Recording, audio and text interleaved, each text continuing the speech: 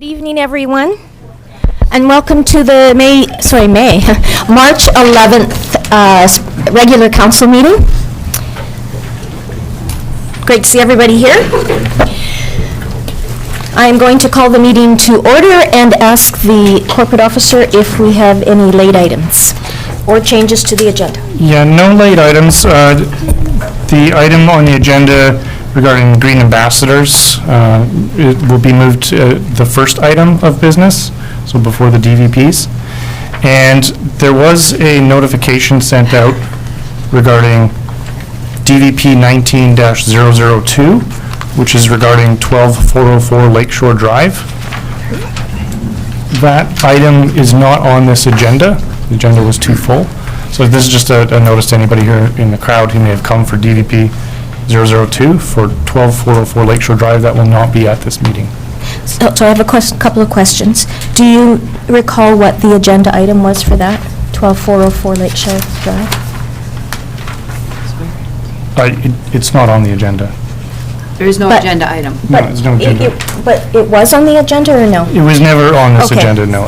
But some people may have received notifications in the mail that it was Okay. intended to be on this meeting, so it is not. It's just for the public to know. Okay, and then the green ambassadors, are they coming forward as a delegation or a regular item on the It'll agenda? be a delegation. Okay, thank you. So Article 11.4, really. Okay, so with those amendments to the agenda, could I have someone bring forward a motion to thank you, Councillor Holmes and Councillor Carlson, all in favor? Thank you. So there are no minutes to adopt. I would like to welcome the Green Ambassadors to the podium, and I'll turn this over to the CAO.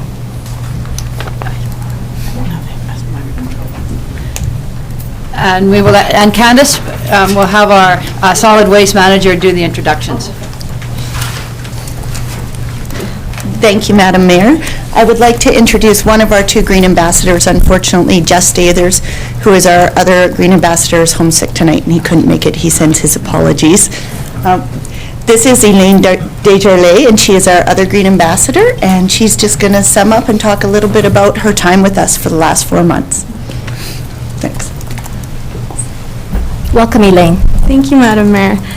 So as Candace said, I'm Elaine Desjardins and Jeff is sick.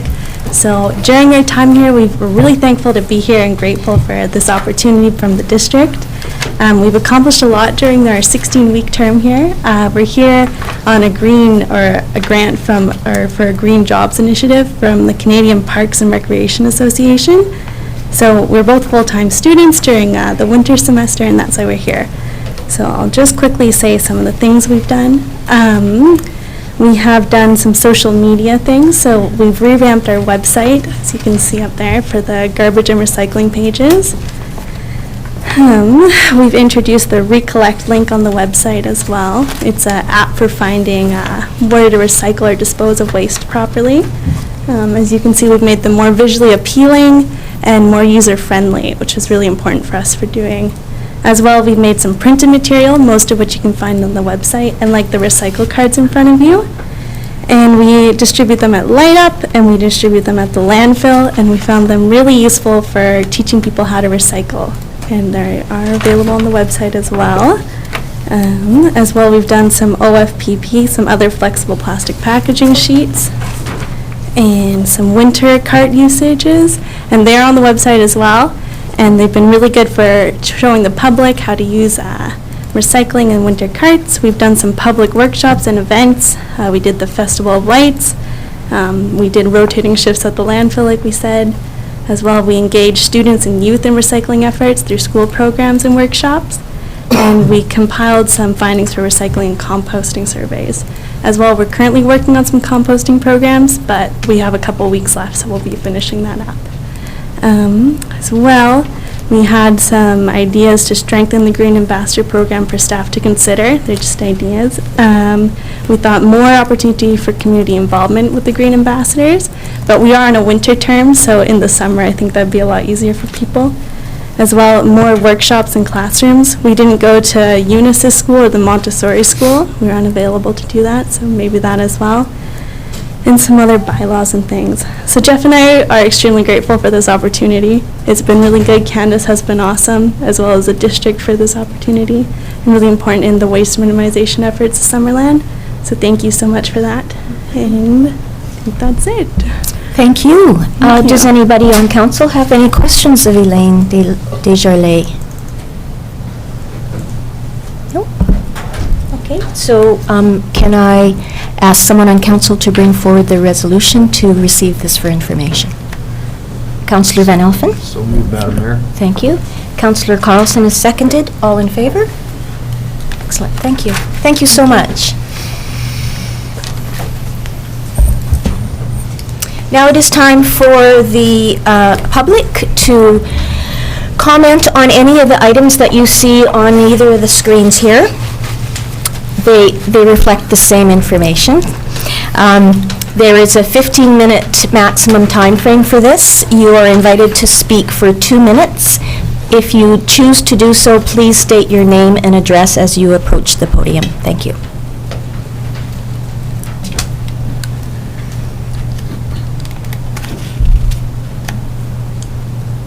Should mention that if it's any of the development applications, it won't be, like, people can't read.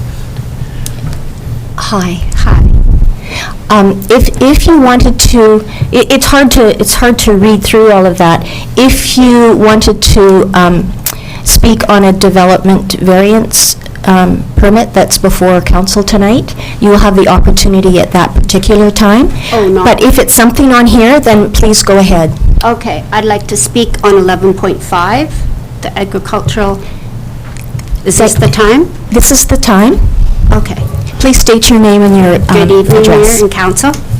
My name is Tony Zaslak, and I live on Mitchell Avenue. I did write out something. Hopefully I can find it. I'm here tonight to request that Council deny the request for this application for the property at 10815 Rutherford Avenue. I understand that the Agricultural Advisory Committee denied this application in February, and I'm wondering why we're still here. I can appreciate the entrepreneurial spirit, but most enterprises begin with a solid business plan with permits in place. That has not happened in this case. All the activities that have occurred to this date are in contravention to the policies of the ALR or Summerland Community Plan. For example, septic, power, water, trailers already in place. Under the definition of agritourism, the application also does not match. Number one, the proposed vineyard does not yet exist and would most likely take 3 to 5 years to come into fruition. Number two, therefore, the campground is not auxiliary, but rather a primary source of income. To compare this property to the Sanborn site, that again is not a fair comparison, as that is a well-established orchard. The campground is tucked away nicely out of sight in the orchard. That's like comparing apples to oranges. I agree that the OCP policy should be amended and to get more in line with the ALC Act, which would hopefully prevent further incidents such as have been occurring on Rutherford Place for quite some time now. Thank you very much. Thank you. Is there anyone else that would care to speak on an item that's open for public comment opportunity? All right. Seeing no one, we'll continue on with the agenda and Mayor's report. It's a bit long, so I'll apologize in advance. The 2017 then Council received grant funding to commission a report on the state of affordable housing in Summerland. The study, called the Affordable Summerland Report, was presented to Council after several months of community conversations. This report, as well as that from other organizations and agencies, has resulted in this Council establishing I don't know why I wrote that, ways on which the district can support a diversity in housing options, including rental housing and attainable housing. At our public meeting this afternoon, Council adopted an OCP amendment to allow for an affordable housing administrative designation, as well as a zoning bylaw amendment for cluster housing. This was done to support the Alliance Church Affordable Housing Development proposal on North Victoria Road. Related to land use, Summerland Council has sent a resolution to the Southern Ontario Local Government Association, SILGA, concerning lands in the Agricultural Land Reserve. The resolution that's currently before UBCM for comment speaks to the provincial government providing what is essentially a payment in lieu to local governments to cover the difference between property taxes on farm status land and the taxes that would be assessed on residential land. This council is committed to preserving agricultural land, but it affects our tax base. This resolution will be debated on by SILGA members at the AGM at the end of April. Thank you to Councillor Barkwell for bringing that forward. On February the 26th, I was a guest at the Summerland Rotary meeting to hear about the club's international project. The club is assisting in the renovation of a school in Miraj, India. The club's portion of the project is being funded by their own fundraising activities and the Kelowna-based East Meets West Foundation. They've also submitted a grant application to Rotary International for the balance of the work that is required. I would like to repeat my thanks on behalf of Council to Summerland Rotary for their service not only to our community but to international communities. Councillor Patton and I attended the 13th anniversary open house at the Seniors Village on February the 26th. One of their first residents spoke about her experience living at the village, and her story was very touching, as were my observations on interactions between village staff and the people that live there. On February the 28th, Council had a full day of budget discussions, which will continue next Wednesday evening. On March the 5th, I attended the Okanagan Basin Water Board meeting in the morning, the Cultural Development Committee in the afternoon, and a presentation at Centre Stage in the evening about the Youth Mental Health Program in Summerland schools. Councillor Holmes also attended, and I will leave it to him to comment further if he wishes, because I've got a lot left to say. On March the 6th, I was invited to act as a jurist on a panel for one of the Business Excellence Awards for the Summerland Chamber of Commerce. It was a great opportunity to hear more about local businesses, and I was very impressed with the passion that each business member showed. I'm looking forward to the gala, which is on March the 30th, when the finalists will be announced. Congratulations again to all nominees. I know that our panel had a tough time choosing the category finalist, and I've heard that other panels had the same difficulty. On March the 7th, I and Councillor Holmes attended the RDOS meeting. We adopted the 2019 budget, which will see a $9 increase to $113 for each household in Summerland. This amount is our share of regional services such as BC Transit, the 911 service, and Heritage Conservation. Later that day, I drove to UBCO to attend the Beyond Climate film, a special screening sponsored by OBWB and others. It was a beautiful, though somewhat alarming, documentary about climate change impacts, specifically on BC waters, both coastal and throughout the province, including the Okanagan Basin.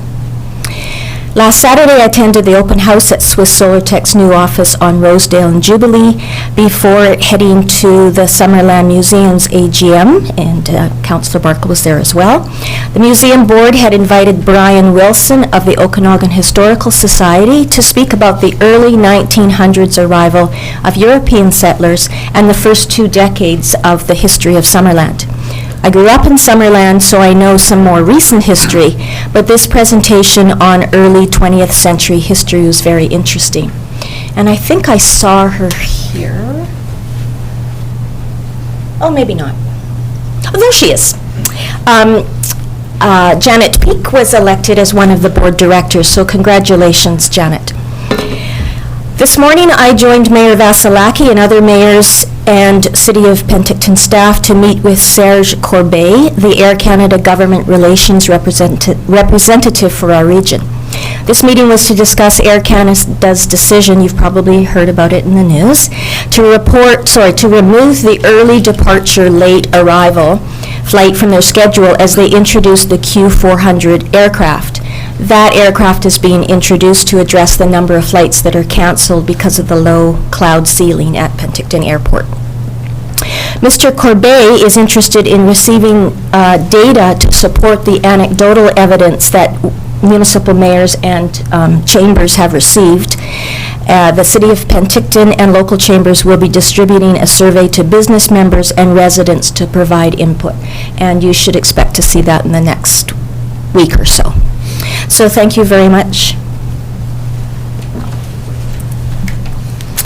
On to the CIO's report. Council, in your agenda, and also printed out because there was an update from your electronic one, printed out is my report, which this week is a operational update report. There's many things going on right now in the workplace in all departments. Some of it is reflected in these agendas and some of the applications that are coming forward that have been backlogged, and some of the other matters that are coming forward, but not everything is. The idea of this report is to provide council with this comprehensive listing of some of the bigger projects that are being worked on by the various departments right now for your review, and to ask questions either tonight at the council meeting, or if there's anything on here that you need or would like to have further information about, just contact me and I'll steer you in the right direction. A couple of points that are in here. As the mayor mentioned, the next budget session is this Wednesday, March 13th at 5 o'clock. So we've gone through the capital budget and the operational budget. This will be when we're looking at sort of the pieces that council have asked us to look a little bit more clearer at, and hopefully gets a better idea of what the recommended tax rate will be for this year. Grant and aids, that's a meeting that's a little bit overdue due to the workload as well. March 18th, the next committee of the whole meeting, the grant and aids will be coming forward. Just a note in here, you saw a note that the fire department on March 4th attended to a large structural fire. It was a very challenging fire due to the type of materials that went in there, and they also made note that on March 2nd, a couple days before that, they took part in BC Wildfire Service structural protection workshop in anticipation of our summer fire seasons, and it's a first session of the two-part series, and we're the first fire department in the province to take the workshop, so we're really being proactive, recognizing our environment that we're in. And the rest I'll leave if there's questions from council on anything that's on here. Councillor Holmes? Thank you. Just in respect to the outstanding grant applications, have we heard anything further from the government, specifically for the Cultural and Recreation Fund and the Rural Dividend Fund? The cultural recreation, so the community recreation one that we just submitted for the Arts Center, as we heard, it's going to be November. We're still going back and forth with the executive director of that ministry, or that section of the ministry, to try to find out if we can phase it and use those funds. So I anticipate at the next committee of the whole meeting that if we can't get any ground, it's been timing. I haven't been able to get confirmation from them if we can or we can't start using some of our matching funds before November. So we'll have to think about the avenue to take if we can't do anything. So next committee of the whole. And rural dividend, I had a meeting on late last week with the Ag Tech people, and one of our representatives is Larry Olson, who's part of that ministry, and the best information he's getting is the same thing. It's with them. It's because this one goes to the minister. So there hasn't been too much more update there, although I have one call in that I was hoping I might get back today, but I didn't. So no. Does anybody else on council have a question of the CAO? All right. So can I have somebody bring that forward to be received for information, please? Councillor Van Elfen and Councillor Holmes, all in favor? Thank you. On to 9.1, resolutions brought forward from the February 19th Committee of the Whole meeting, CAO. So this one, council, as you recall, February 19th at the Committee of the Whole, council had a presentation from the consultants that are working with staff on our asset management plan, and the policy which is attached to this, council voted to recommend it for approval, and it just formality through process is that it needs to be adopted, your recommendation needs to be adopted here in an actual council meeting, not just Committee of the Whole. Councillor Carlson. I will move that policy 100.8, asset management policy, be adopted. Thank you. And seconded by Councillor Van Elfen. Any questions on this?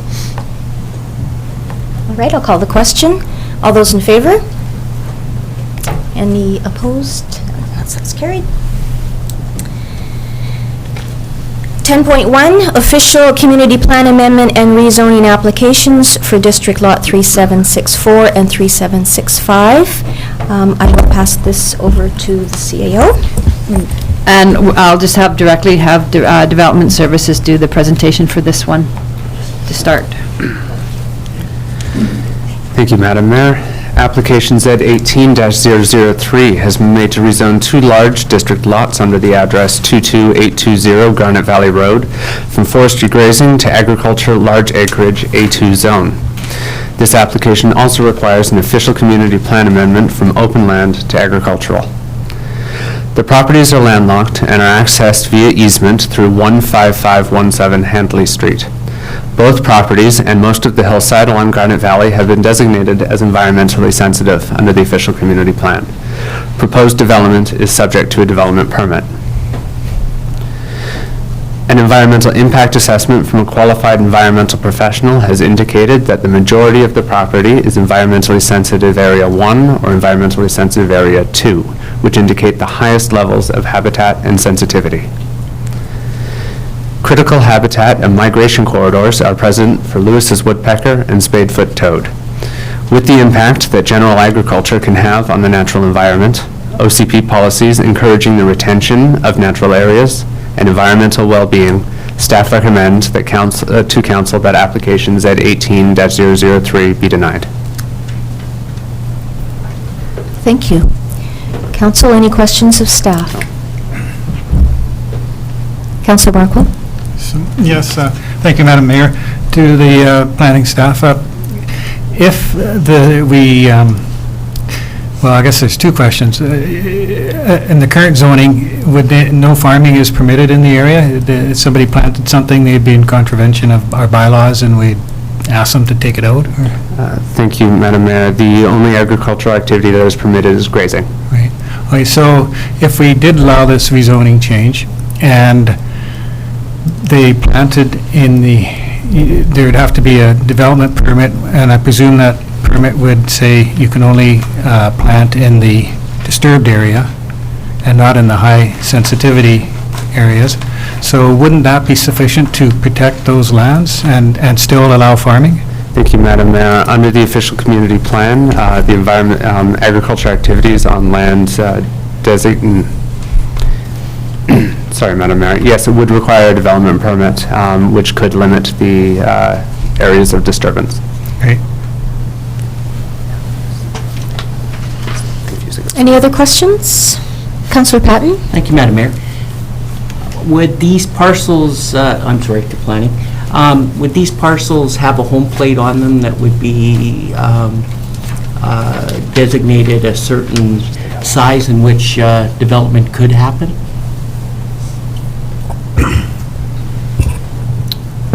At this time, because they're not within the agricultural land reserve, we don't talk about limitations in terms of a home plate. Thank you. Councillor Carlson? So if they're not within the agricultural land reserve, there's rules in terms of environmentally sensitive area. If they were in the ALR, would those rules be negated, or do they still hold true? Thank you, Madam Mayor. That was the question I almost answered the first time. In the ALR, they are exempt from the development permit requirements. However, on any land designated agriculture, to go back to Councillor Barkwell's question, they may also be protected under the Right to Farm Act to farm any land that is designated as agriculture. Okay. Councillor Van Elfen? It's not really a question, it's a comment, so I guess I'll wait. Or should I wait, Madam Mayor?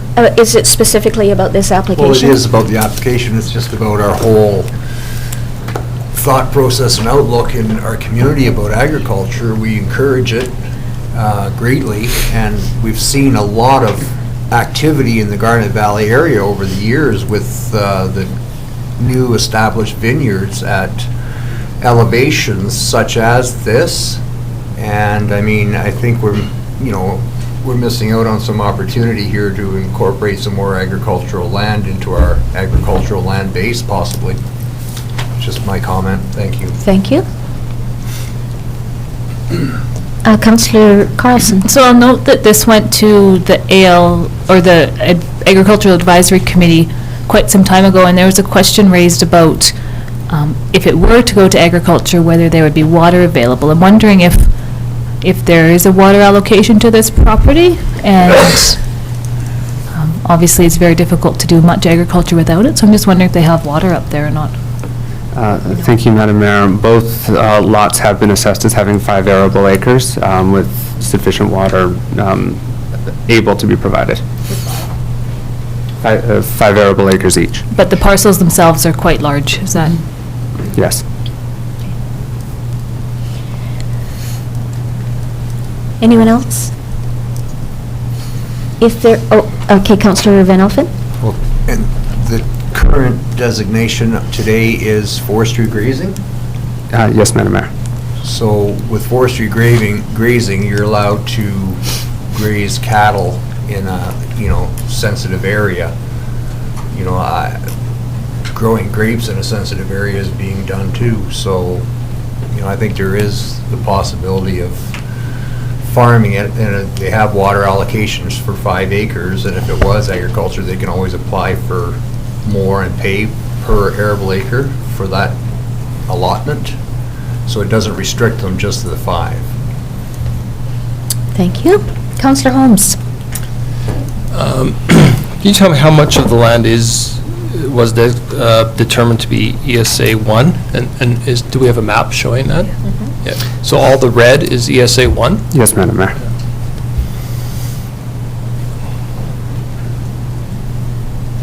That's the 2 lots there? The map shows 2 lots? The map is only showing 1 lot. That is all we received from the applicant. Oh, I see. Okay, thank you. Councillor Barkwell? Do we know the approximate acreage of the non-sensitive area? I believe that encompasses about the 5 acres. About the 5 acres, so, okay. And so if I understand from Councillor Van Elfen's questions, right now they could be grazing over that environmentally sensitive area, but if we zone it to agriculture, would grazing still be permitted, or would a permit be required for them to graze on the environmentally sensitive area? Thank you, Madam Mayor. Grazing is permitted use within the agricultural designation. Okay. Councillor Holmes? Would they have an option to subdivide this property to eliminate, to take out, to keep, I guess, that area, the bulk of that 5 acres that's not in the ESA 1 to be a separate lot? Thank you, Madam Mayor. Without sufficient road frontage and sewer connection, it is unlikely that either of these lots would qualify for any sort of subdivision. Thank you. Any other questions? Councillor Barkwell? Can see the wheels turning. Sorry, I was just...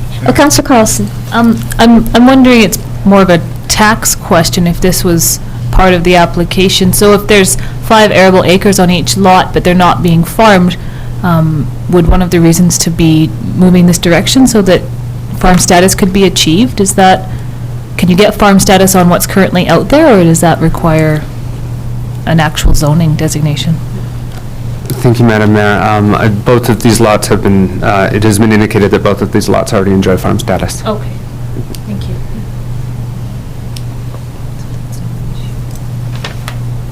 Okay, if there are no further questions from staff, or questions for staff, could I have somebody bring forward a resolution, please? Councillor Barkwell. I'll move that the proposed OCP amendment and rezoning application for Z 18-03 to reclassify and rezone the subject property located at 22820 Garnet Valley Road be approved. Can I just talk about a technical question? Sorry about doing it this way. One of the options should be, if you're actually interested in improving it, since it is a zoning and a bylaw amendment, the actual resolutions that I would suggest that you make would be that, that OCP amendment bylaw 22820 Garnet Valley Road, number 2019-10 be introduced a first and second time, and that zoning bylaw number 2000-450, in brackets 22820 Garnet Valley Road, be introduced a first and second time. If you're denying it, you don't deny the bylaws, but if you're approving it, you need to introduce Right. that, yeah. And I'm sorry, we meant to bring that up at the beginning of the meeting, but it got missed.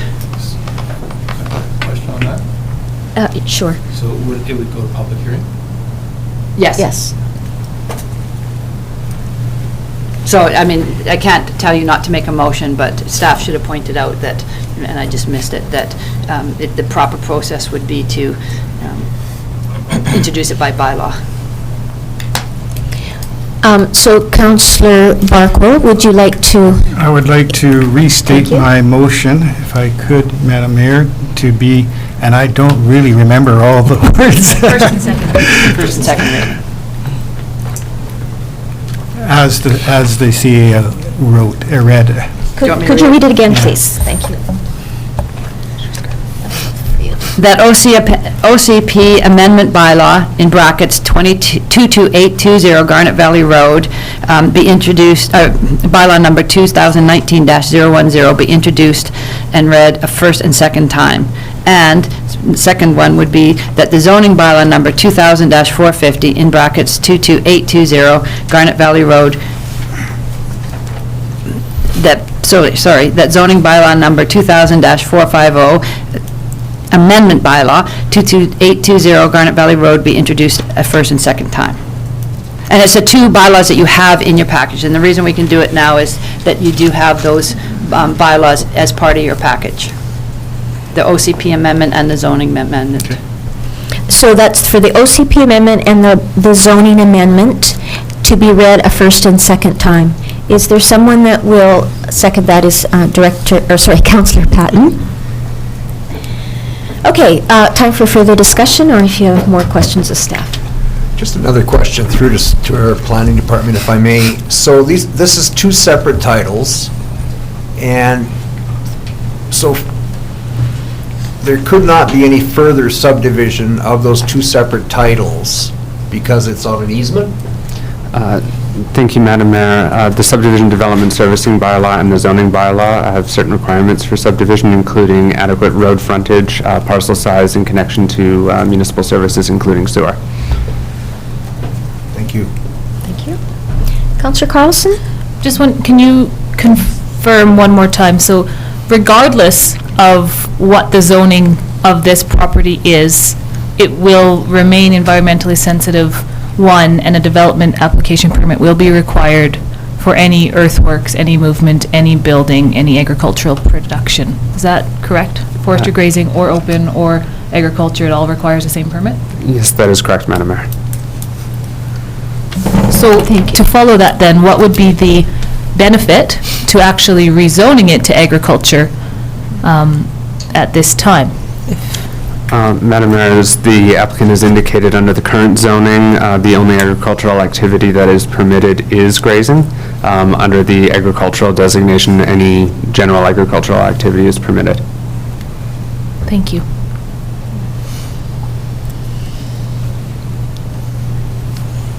Councillor Holmes? So it's noted in the report that more extensive inventory of animals and plants would need to be conducted, at what stage would that be done then? At the building permit stage, or? Madam Mayor, that would be done before the building permit stage as part of the development permit application. A complete environmental assessment will be required across both lots, and that sentence comes directly from the qualified environmental professional.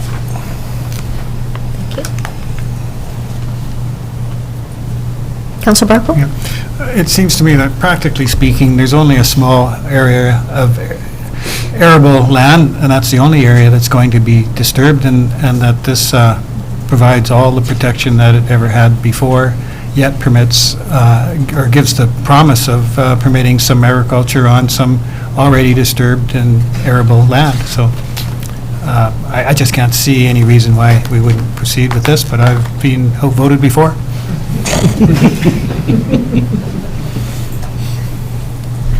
Councillor Holmes?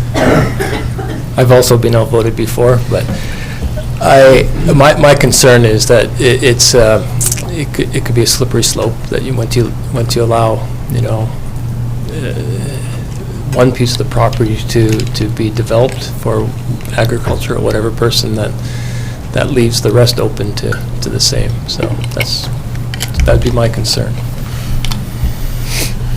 Councillor Barco and then Councillor Carlson. So I think that I'm putting my faith in the development permit approval process, and that there'll be an environmental assessment and no development will be on the lands that are environmentally sensitive. And that's the whole purpose of this process. Did you want to? Sure. Okay.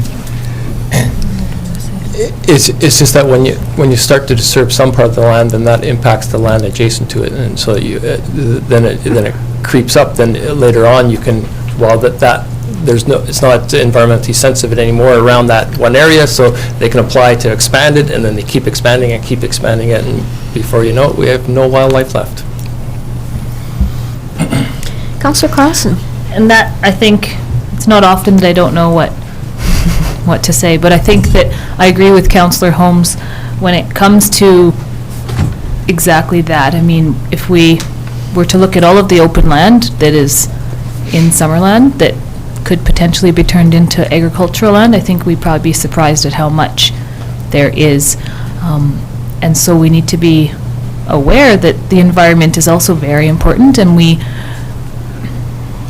it's very hard to pit one thing against another. We support agriculture and we believe in agriculture, but we also have to value the ecological services that are provided by that land, and the protection that is offered through an ESA 1 is great and is important. And so I think that there are other options, and perhaps the landowner can look at those other options and have some further conversations about the potential of this property, because it's a very large part. 96 hectares of land is a lot of land, and it's a lot of wild land, and it's in the middle of Cartwright Mountain, and it's probably corridors for many things. So I'd like to see it stay as it is for now.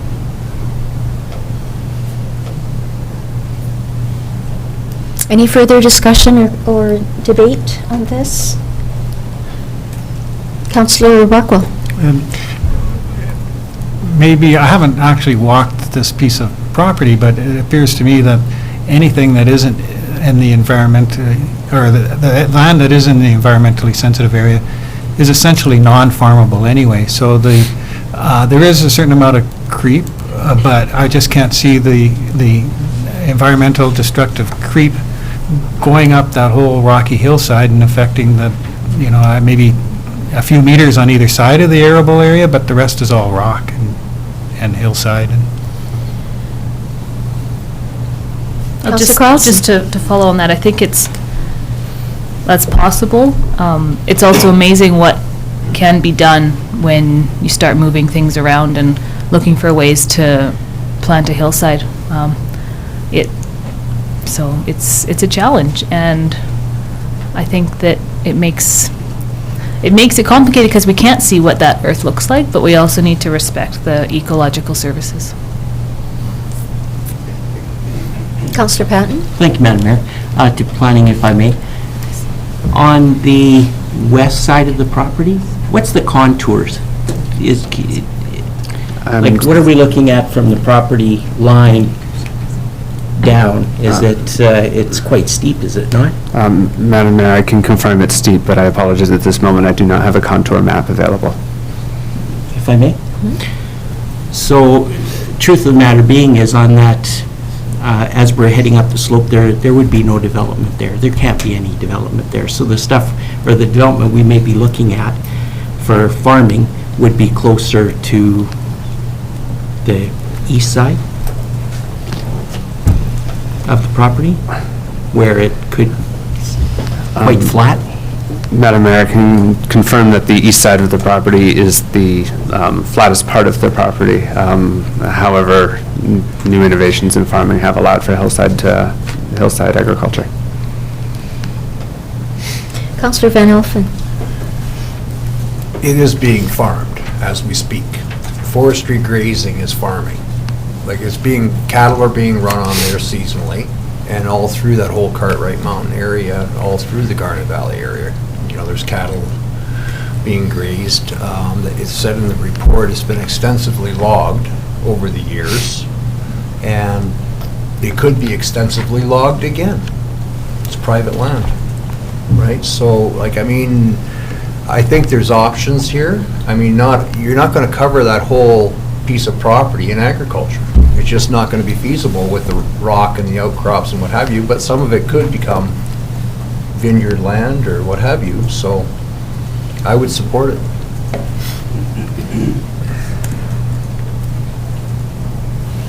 Anyone else?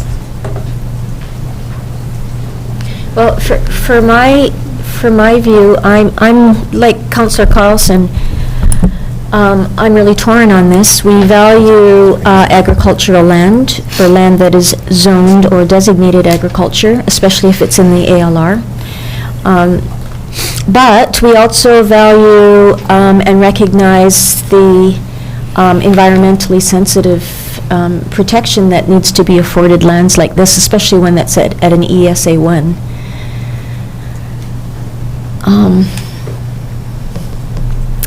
Not really sure how I'm going to vote on this, but this is a difficult one for me. I likely will be in favor of denial of the application, and that I will not approve the first and second reading, but that's my personal opinion.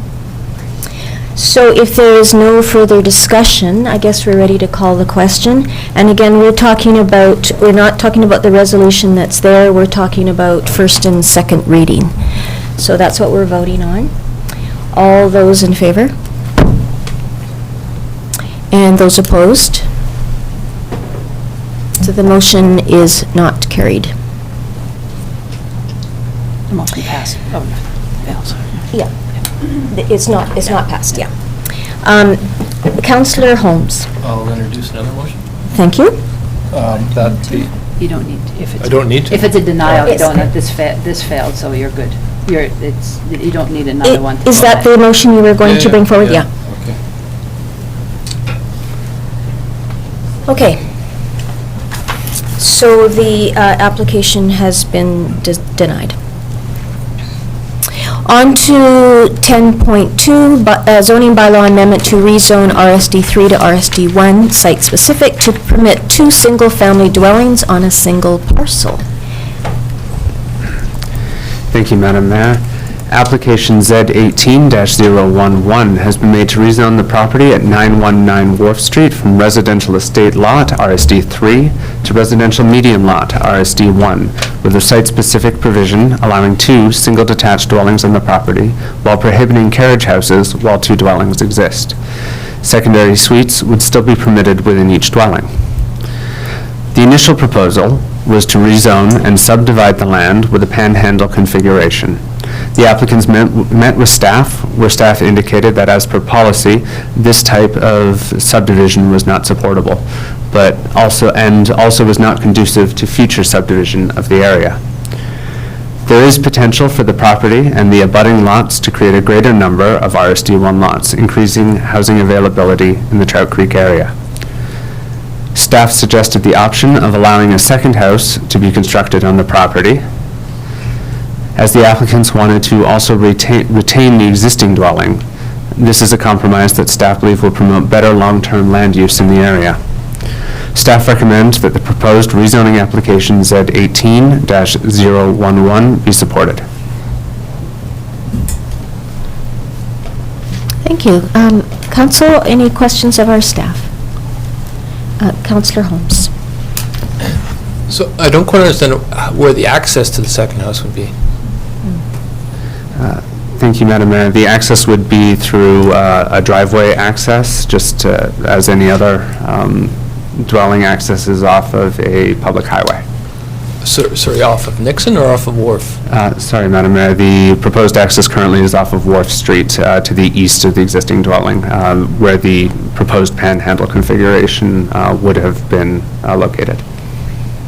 So just to follow up, so that wouldn't then become a panhandle? Madam Mayor, in this instance, a subdivision is not being proposed.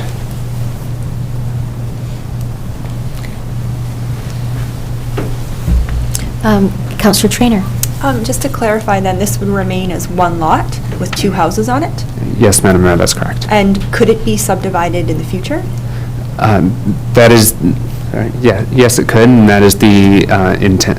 That is what staff is trying to permit, is that this lot and the adjacent large lots next to it may be able to form a larger, more cohesive RSD1 development in the future, rather than limiting the developability of the area by creating a panhandle. Okay, and then on Nixon, is that a road right-of-way?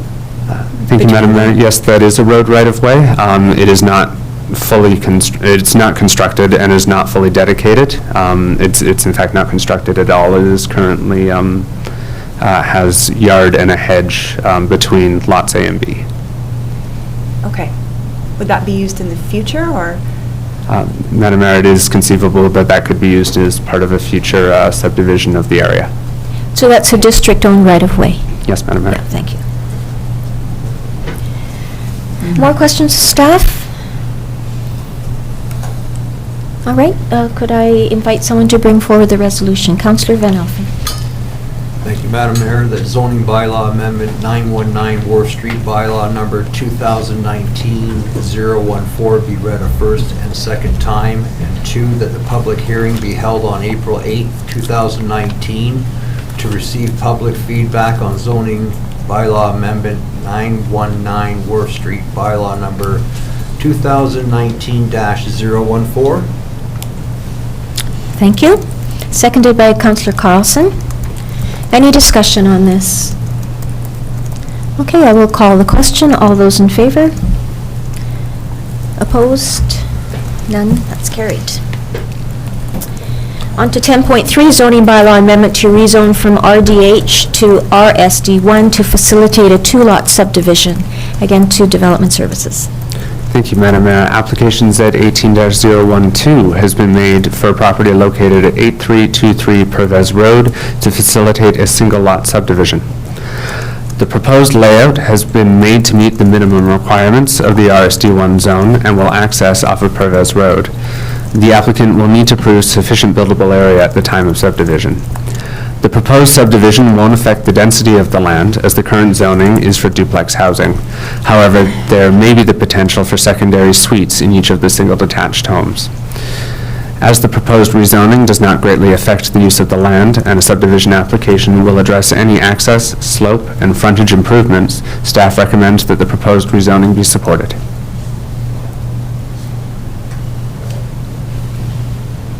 Council questions? Councillor Patton. Thank you, Madam Mayor. Will there be a variance required for the green lot for frontage, for a front yard, based on how narrow it is? Thank you, Madam Mayor. No, it does have sufficient frontage. Frontage in the zoning bylaw is measured at the minimum required front yard setback, not at the actual frontage line. Thank you.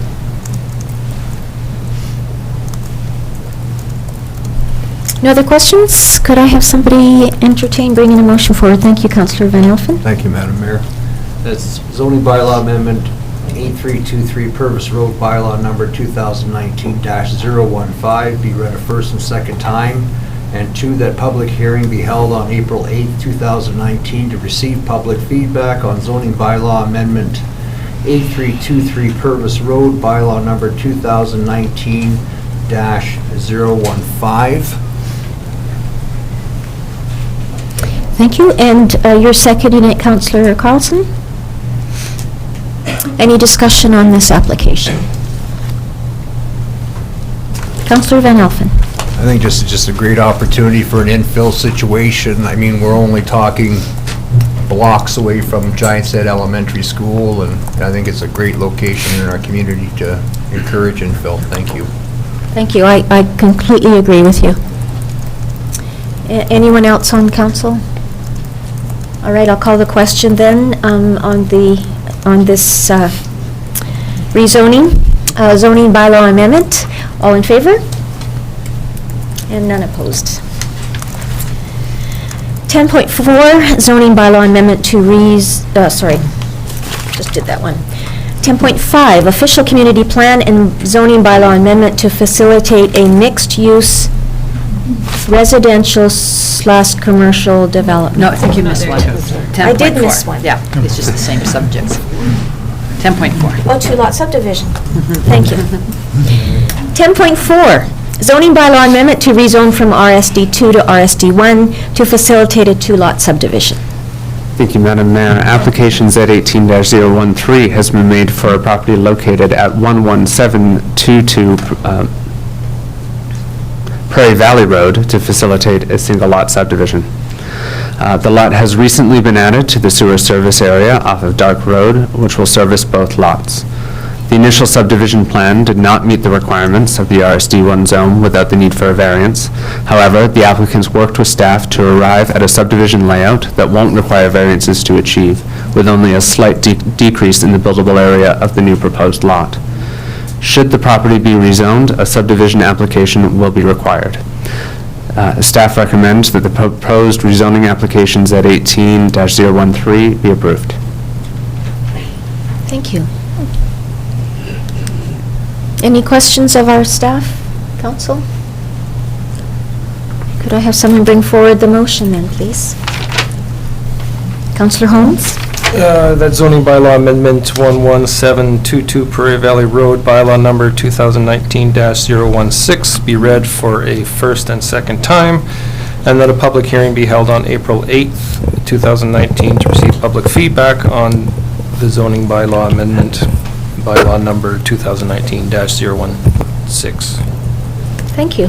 Seconded by Councillor Van Elfen. Discussion, council? Councillor Patton. Thank you, Madam Mayor. To planning, if I may. Is one access going to be off Dark Road and the other access going to be off North Prairie? Thank you, Madam Mayor. That is the proposed driveway access layout. Thank you.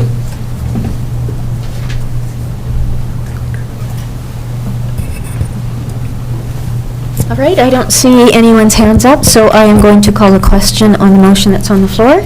All those in favor? None opposed? It's carried as well. Now on to 10.5, OCP and zoning bylaw amendment to facilitate a mixed-use residential/commercial development services. Thank you, Madam Mayor. The district has received an OCP amendment and rezoning application for the property located at 13415 Lakeshore Drive. Now, this property is formerly known as the Cannery property. It's on the waterfront on Lakeshore Drive, fairly large property, just to the north of the Summerland Resort. This property has an area of approximately 1.78 acres, or 0.72 hectares in area. This property is identified within the official community plan as a future commercial and residential site for up to 7 stories of residential development. The proposal I'll stop for a second. This property is also included within 2 development permit areas, one of which is the watercourse development permit area because it's fronting on the lake, the second of which is in the Lower Town development permit area for form and character. Development permits have been received in both of those respects for the watercourse as well as the form and character for the buildings proposed on this site, and they will be processed concurrently with this rezoning application. So further information will come as part of the development permit process. And the report does go into some of the requirements that would normally be talked about at the development permit stage. However, information is provided at this stage to fully provide scope for the entire project. Now, the proposed site is comprised of a number of buildings. If you look at this next plan, you can see on the southern portion what looks like 4 strips. There's actually 2 buildings, a building on the left and on the right, or on the north and south as the site is oriented. Each of these buildings contains approximately 12 units. Each of the units is 140 square meters, or approximately 1,450 to 1,500 square feet each. They're terraced, starting at the waterfront from ground level to the top story. Each of the stories has a large patio area, including pools on decks, as I think everybody has seen in images that have been provided. This building, both of these buildings will contain 24 units in total. And the next building at the rear of the site, as you can see in the north of the image, which is actually the eastern portion of or western portion of the site, is another building proposed, and it's a commercial building with 10,000 square feet on the ground floor, to be broken up into 11 different commercial units on that ground floor. Above that story is a proposed resort condo development. Now, as we presented it to staff in the drawings, and as you can see in the site plan, which you can't see here, but that you can see here, it shows a commercial ground floor level with 3 stories of resort condo development above that portion. Parking provided on site for all of the residential units is proposed at 48 parking spaces, which meets the requirements of the zoning bylaw, and 53 parking spaces provided for the commercial component of the site.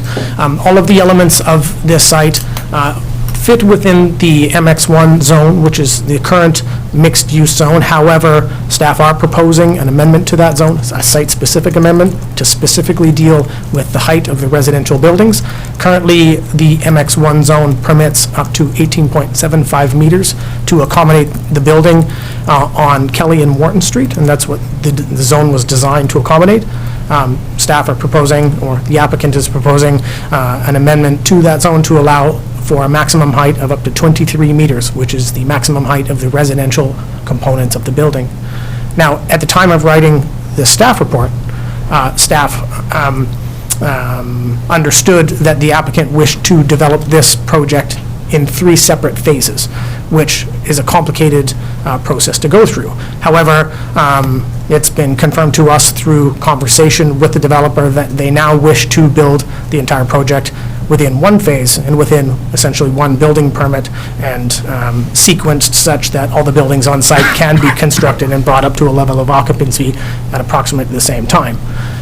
We are also aware that not at this time, the 3 stories of proposed resort condo development above the commercial ground story are not necessarily going to be constructed, but that at minimum 8 units in 1 single level above the commercial component of the building will be constructed as part of the first phase, which is both residential buildings as well as the commercial building and the resort condo building. Now, in order to facilitate this project, we do have a development permit, of course, to deal with setbacks of buildings, remediation of the foreshore, moving the pedestrian walkway to behind the riparian area, and we've received a landscape architect drawing showing how the area will be remediated. I don't believe we have a picture of that at this time. At present, the images that you have before you are the only images that we have for this portion of the land use consideration. That's it, thank you. Thank you. Council, do you have questions? Councillor Van Alphen. Thank you, Madam Mayor. Question through our planning department. In this zoning, you're allowed, what, 7 stories? In the current zoning, it's tourist commercial at the moment, so this building wouldn't be permitted within the zone. However, in the MX1 zone, we are proposing the max height of 23 meters. Now, that is consistent with the official community plan consideration of this being a future development site for up to 7 stories of construction. This proposal is for these 2 residential buildings primarily, up to 6 stories of residential height. Thank you so much. Councillor Holmes? Just following up on that, though, what would, if it remained commercial tourist, what's the maximum height? What's the difference? What's the difference we're talking? Thank you, Madam Mayor. The maximum height within the commercial tourist zone is 9.5 meters, or 2-story construction. What is the waterfront resort then? Did you have another question? Just what is the waterfront resort? That's not commercial, tourist commercial? No, it isn't. I believe that's a comprehensive development zone. Is that correct? Yes. Okay, I have a whole bunch of questions. I think you said that the development permit applications have already been received by your department? Okay, Yes, thank they you. have. That's correct. That's the first one. The commercial space is just on the, it's just on the resort condo, like the building closest to Lakeshore Drive, is that correct? That's where the only commercial space is? That's correct. Okay, thank you. And can you explain to us again where the parking is? So for the commercial space and also for the residential space? Yes, Madam Mayor. The parking for the residential space of the 2 buildings you see in the image before you is located on the ground floor from behind the building. There's essentially a covered parking garage with individual parking garages for each of the residential units in that building. Now, if you can see on the site plan, can we have a pointer? Okay. If you can see in the site plan, the building at the north, the pale yellow image, and in between that and the residential buildings, there's also a kind of a pale pink building. That's a separate parking structure that provides for a unique type of parking where each space actually has an elevator space to allow for 2 cars to be parked one above the other. So you pull your car in, elevator space lifts it, and you have another parking space beneath it. That's additional residential parking area for the development. To the rear of the commercial building, which you can see a small car in the image that's been provided. That entire understory of that building, the commercial building beneath, that entire level is parking garage to accommodate the commercial and resort condo parking on site. Thank you. The public walkway that currently exists in front of that will remain a public walkway, correct? Absolutely. Thank you. However, if I might add, the public walkway is immediately adjacent to the waterfront, so as part of the development permit process, we are going to request that that walkway be relocated to behind the riparian area so that that riparian area can be fully restored with landscaping and to restore the proper riparian functioning of the waterfront. Okay.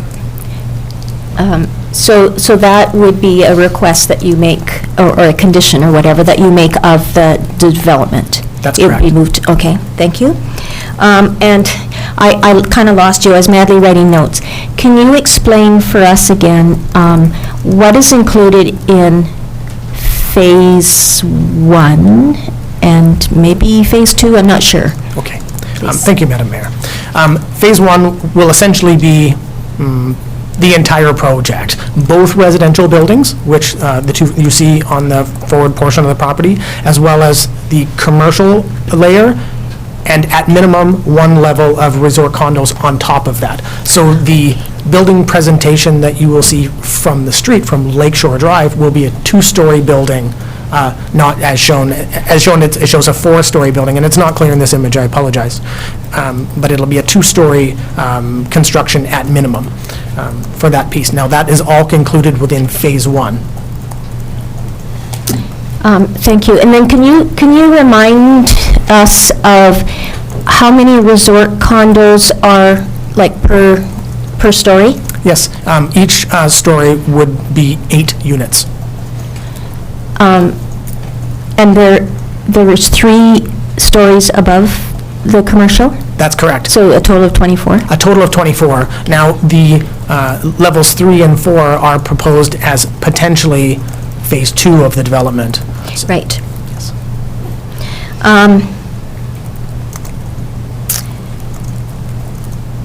The 6 stories that is being proposed here, that fits within the 23 meters in, overall height, that maximum height? Yes. Okay. And I just wanted to check, and this follows up a little bit on what Councillor Holmes was asking. The tourist commercial existing designation and zoning does not allow for residential, is that correct? Great. That's correct. Yes. And I've come to the end of my questions. Thank you very much. Councillor Holmes. I have a few as well. I'm just wondering if the dimensions of this whole project have been confirmed. But, when I see what's there now, it's a pretty narrow building already that's a lot closer to the lake, and when I look at this, I just don't see how they can fit all that into that lot. And so I'm just wondering, have we confirmed those dimensions, and would we be able to see kind of what the plans are superimposed onto what's there now? You know what I mean? Staff have done, Madam Mayor, staff have done a site analysis of this project. The maximum lot coverage in this case is approximately 38%, so that is well below the maximum lot coverage permitted within the MX1 zone. As well, the floor area ratio is well below. At present, the floor area ratio within the MX1 zone, I believe, is 2.5, and the proposed floor area ratio for this entire project is 1.08.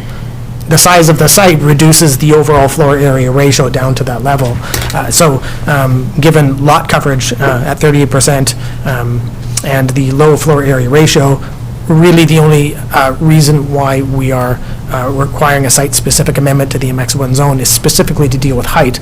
Staff have also considered whether or not all the buildings meet the setback requirements, and they do meet all the setback requirements for the zone, and in particular, they meet the setback requirement for the riparian setback specified from Okanagan Lake. Okay, so I don't mean now, but at some point in the future, moving forward, could we see this superimposed onto what's there now? I think that would give some people a much better picture of what they can imagine it much better, and also, maybe again, if they could provide us with portrayal of the whole of the lakeshore skyline, so we could see what that would look like in relation to the waterfront resort, and so it's because we're talking about changing the character of the lakeshore quite substantially. So I think I think people need to be able to see a wider picture of what that new lakeshore is going to look like. Sure.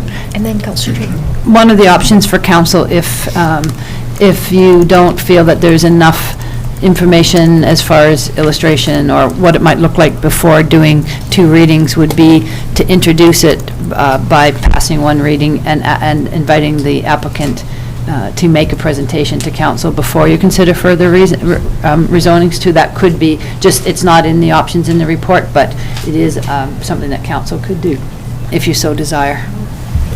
Thanks for that reminder. Councillor Traynor. So I just have a question for the planner. So for the commercial building, in order to meet the development permit guidelines, it's being constructed at the same time as the residential buildings?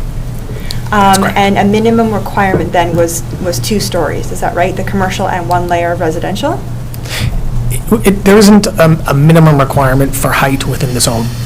However, that's the minimum that will be constructed according to the developer. There were some concerns about in the report, when I previously talked about phasing of the development, it would have, in that scenario, been important to consider whether each of the phases can stand alone and still meet the development permit area guidelines.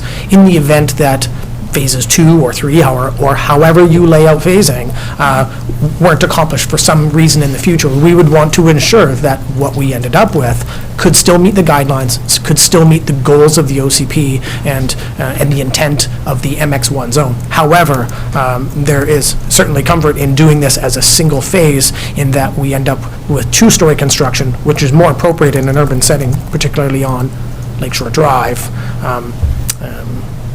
and with the possibility of adding on to the top of that building in the future. Okay, so that was just my second question then.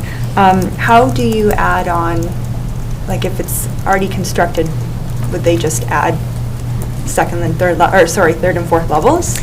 Yes, Madam Mayor, Once the it's already building built? would have to be constructed, of course, requires the service of an architect, but also a structural engineer to ensure that any proposed future construction above the constructed stories could accommodate that level of construction.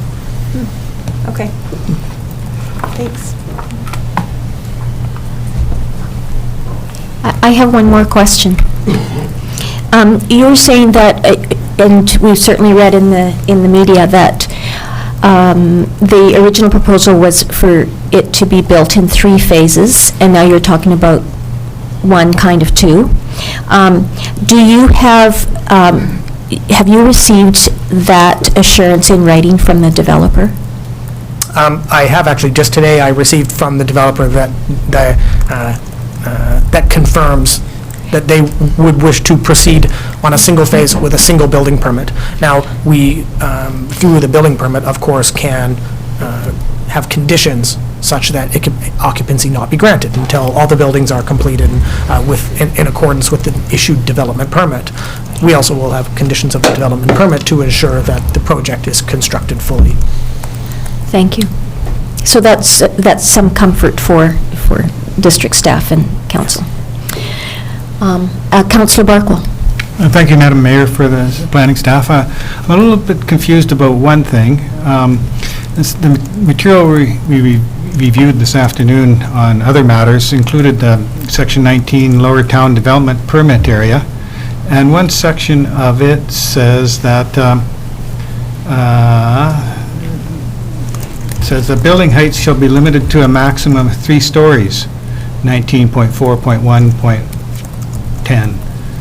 And I wonder how that fits with these guidelines, development permit area guidelines. And do we have to make some changes there to accommodate this building? It's an excellent question, Madam Mayor. There is a provision in the OCP, and Kevin's just going to quickly look it up. I can't quote the exact number, but this site was identified as a future development and residential site for up to 7 stories. I specifically looked for that piece as well, because I wanted to confirm the OCP compliance. If you bear with us, we'll find that section of the OCP so that staff can reference it. I'll just leave that with you for future. It does have a sort of a notwithstanding section in there, and that certain properties may be, but I don't know if it applies. So anyway, for later, but let me point that out. And I'd like to point out that this is an OCP and zoning amendment as well. It's not something that is already given in the OCP. Councillor Holmes. With the project now being one phase, does that mean that an occupancy license can't be issued until the whole project is completed? Madam Mayor, that's correct. Okay, that thanks. Could be a condition of the building permit. Madam Mayor, if I may answer the previous question by Councillor Barkwell. Section 19.4.1.11 states the following: "The Lower Town waterfront shall be the focal point of the Lower Town area as to ensure the necessary critical building mass and density is developed, a maximum height of 7 stories with a maximum floor area ratio of 1.5 may be approved by the district through a zoning amendment, provided that the increased height density will fulfill the goals, objectives, and policies of the OCP, particularly the directions of the Lower Town Strategic Plan." Thank you. Councillor Barkwill, does that answer your question? I guess that sort of means that we don't have to make any changes here. Yeah. Okay. Councillor Patton? Thank you, Madam Mayor. I'm just a little confused with the gull-wing roof over top of the commercial and residential. I'm having a hard time figuring out that they're going to, due to the 1 story of residential, and then come back and construct 2 more stories. That's a complex roof system, wall system, which means that all the residential on that 2nd floor would have to be vacated while construction happened for the 3rd and 4th floor. And I'm wrestling with that, because if we're going to do something in a phased development,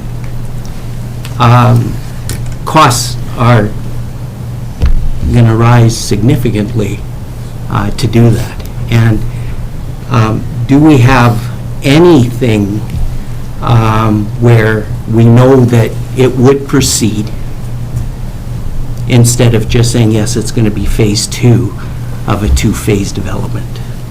Thank you, Madam Mayor. That's an excellent question, and one that I asked myself today. If the proposal is just for a single level of residential, based on the images that we have before us, how do we proceed with levels of residential above that story, considering the roof line? Now, at this point, we're dealing with concept design as part of the OCP amendment and the rezoning application. We do, however, still have to consider the development permit application, which will take into consideration form and character. If it is proposed that at the time of development permit, they are only going to build 1 single story, then the development permit, or 1 single story of residential above the commercial, then that development permit will only be issued allowing that 1 story. Any future construction of any future phases above that will require a future amendment to the DP, and then a future building permit to construct on top of that building. So when the time of the DP is issued, it will have to show what roof lines look like and what the, obviously the design of the building in its entirety, the architectural vernacular of the building to the street, those elements of the urban design of this street level all have to be fully disclosed and be conditions of the development permit. So we'll have that discussion as we move forward with this application. Thank you. May I have one more question, Madam Mayor? Is there, as we're going through the process, is there any way that if the project didn't, the 2nd and 3rd floors, or the 3rd and 4th floors didn't proceed, is there a component of attainable housing that we could have that goes onto that 2nd floor?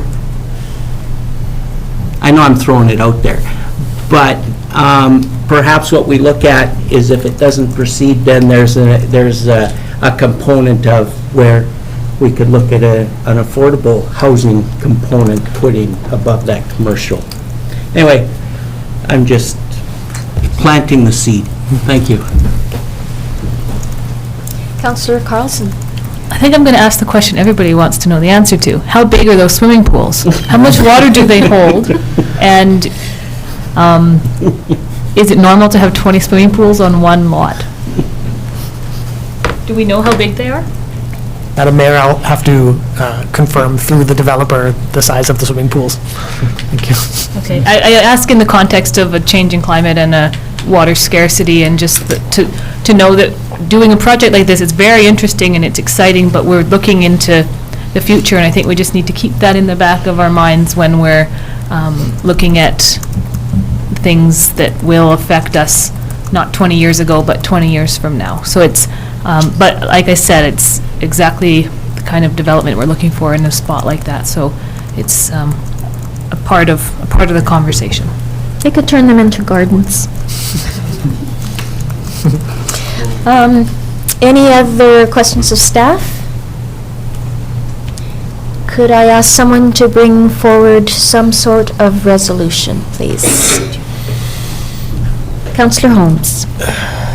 I'll move that official community plan amendment 13415 Lakeshore Drive bylaw number 2019-019 be read a first time, and that zoning bylaw amendment, 13415 Lakeshore Drive bylaw number 2019-012 be read a first time, and that the developer be invited to make a presentation to council at a future date about the proposal. Seconder, Councillor Traynor. Any discussion on the, thank you, Councillor Barkwell. I think it's probably a good idea. I think it's as much as for the community as for the council.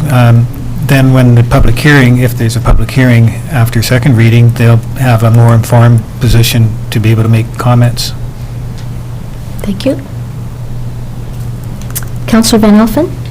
I don't have a problem with the motion that's been brought forward, and I like Councillor Holmes' opinion or thought process earlier about, it'd be nice to see an artist's rendition of the streetscape, including the waterfront resort and how it kind of would compare.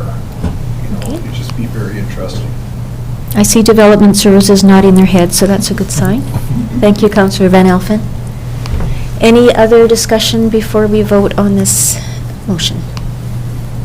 Okay, again, this is for first reading for the OCP amendment and the zoning amendment, and also to invite the developers to come forward to make a presentation about this development at a future meeting. Okay, all those in favor? And I don't see any opposed. Thank you, that's carried. Well, on to Section 11, business items. 11.1 is a development variance permit for 7315 Canyon View Road. Development Services. Thank you, Madam Mayor. This will be the second time that you've given consideration to this application at your request. It is returned here this evening. Staff did, as council had requested, meet with the applicant and the directly adjacent neighbor to explore the application details in more detail and just try to provide some clarity with respect to the issues at hand. So we looked at the site plan for the subject property, noted that there is a bench, essentially, where there is an existing building that the applicant is essentially adding on to. It's a very extensive addition. But in order to make best use of the existing structure, there were design decisions made. We then, with the both applicant and the neighbor present, we were able to review the mapping in the bigger picture to see what else might be impacting and try to provide it a clearer picture of why we had felt that the setback to the property lines was likely appropriate given what we know of the policies within the official community plan and some of the existing site characteristics in that particular area. We're dealing with a number of things there: interesting topography, environmentally sensitive area, watercourse development permit area, and some landlocked parcels. So we have a whole bunch of different things going on at one time. However, when we took a good look at it and looked at the design that was proposed, seeing the existing building as on the left-hand side of this particular drawing and the proposed new building on the right, and the way that the operations that were proposed for the building were configured and what that impact would be on the property lines and on the existing agricultural operations. Staff continue to feel that we would support the variance requested. We're going to put up a picture now of the watercourse and environmentally sensitive development permit areas, high hazard, area, and you'll see that there is a lot going on here.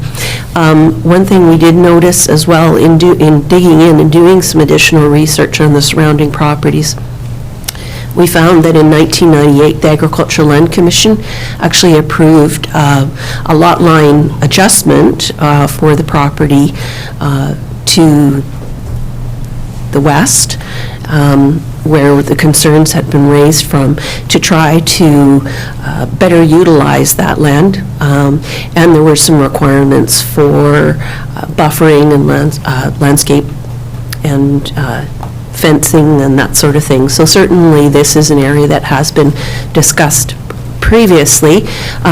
In our meeting with the applicant and the neighbor, we explored the idea that there may be a possibility to revisit that again to find a way, given these new designations perhaps weren't taken into consideration at that time, and what the possibilities were.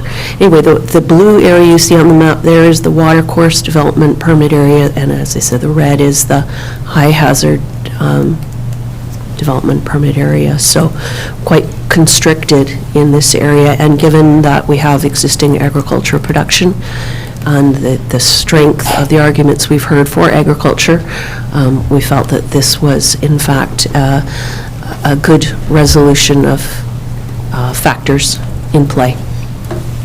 If you have any specific questions that I can answer, I'm happy to do so. Well, I have a question.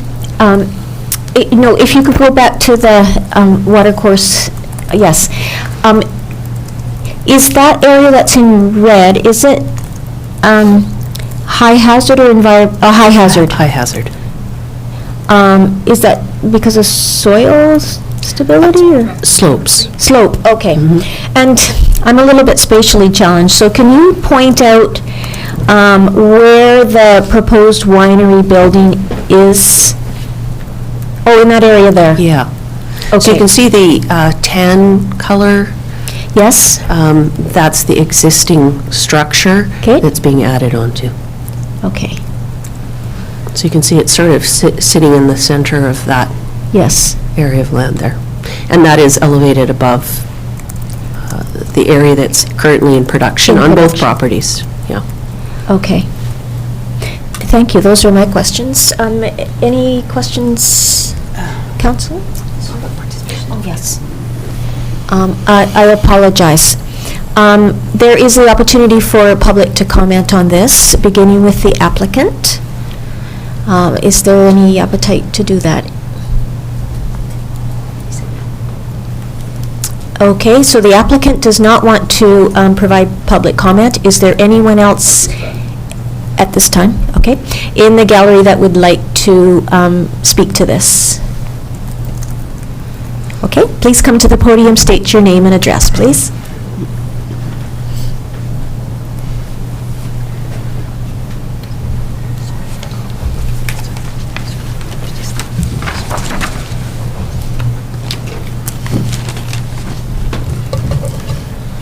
My name is Steve Richards, 7801 Canyon View Road, Summerland. First of all, I'd like to thank all the people in this room that were of assistance, meeting with me a couple times, the counselors that came out to my property on a weekend on their own time, and my couple of visits with the planning department. It was greatly appreciated, as I'm a bit of a rookie when it comes to dealing with this type of issue. This whole issue is based on an old garage that the applicant is attaching his winery to. It's probably 40, 50 years old. It's had a lot of work done to it to make it look as good as it does right now, but it's not very good. The applicant bought this property And he knew he was going to have to get a variance to make it work.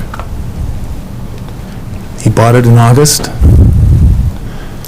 He had 7 months to engage myself and my family and talk about what he was planning on doing.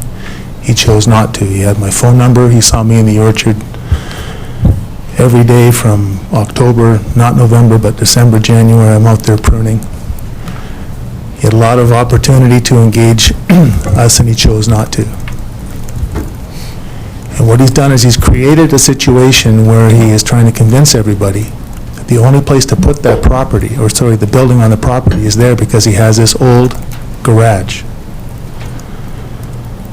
He can put it within the boundaries he's supposed to put it into, if he so chooses. But he doesn't want to take out 30 or 40 vines.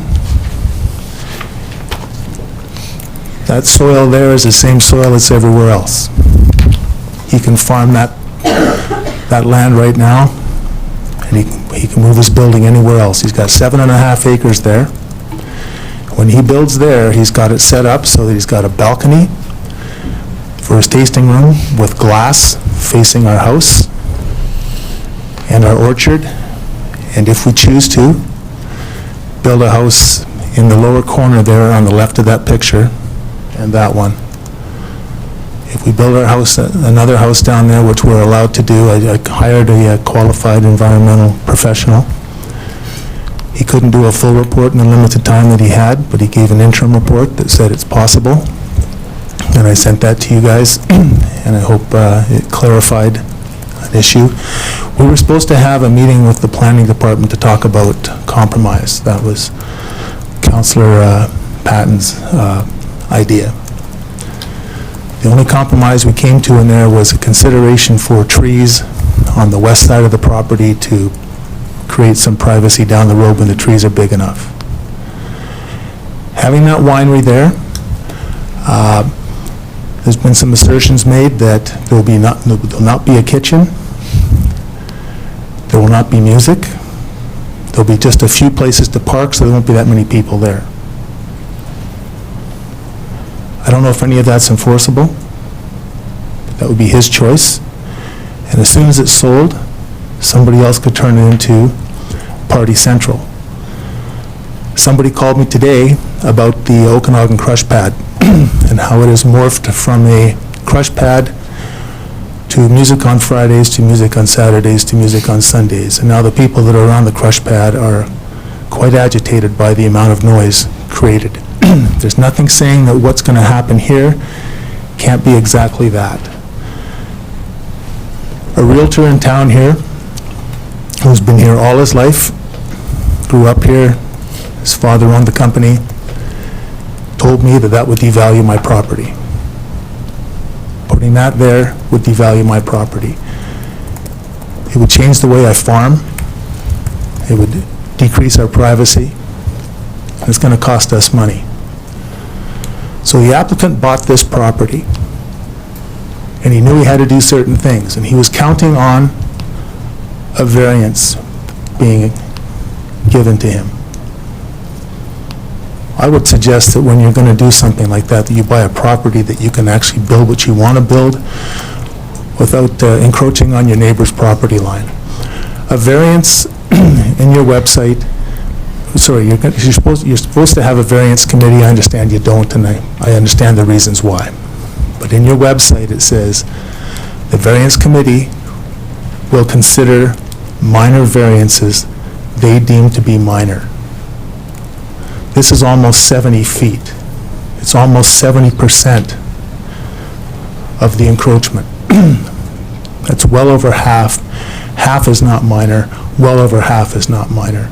This variance is a large, large variance. He can flip the building around, take out that old garage, and he can make the building go the other way, inside the lines it's supposed to be at. He can put the tasting room on the other side, so it's not looking into us like a petting zoo or a fishbowl. And my property won't decrease in value. I believe the applicant has created an issue, and he wants the town to solve it. and he wants me to solve it. He wants everybody else to compromise but himself.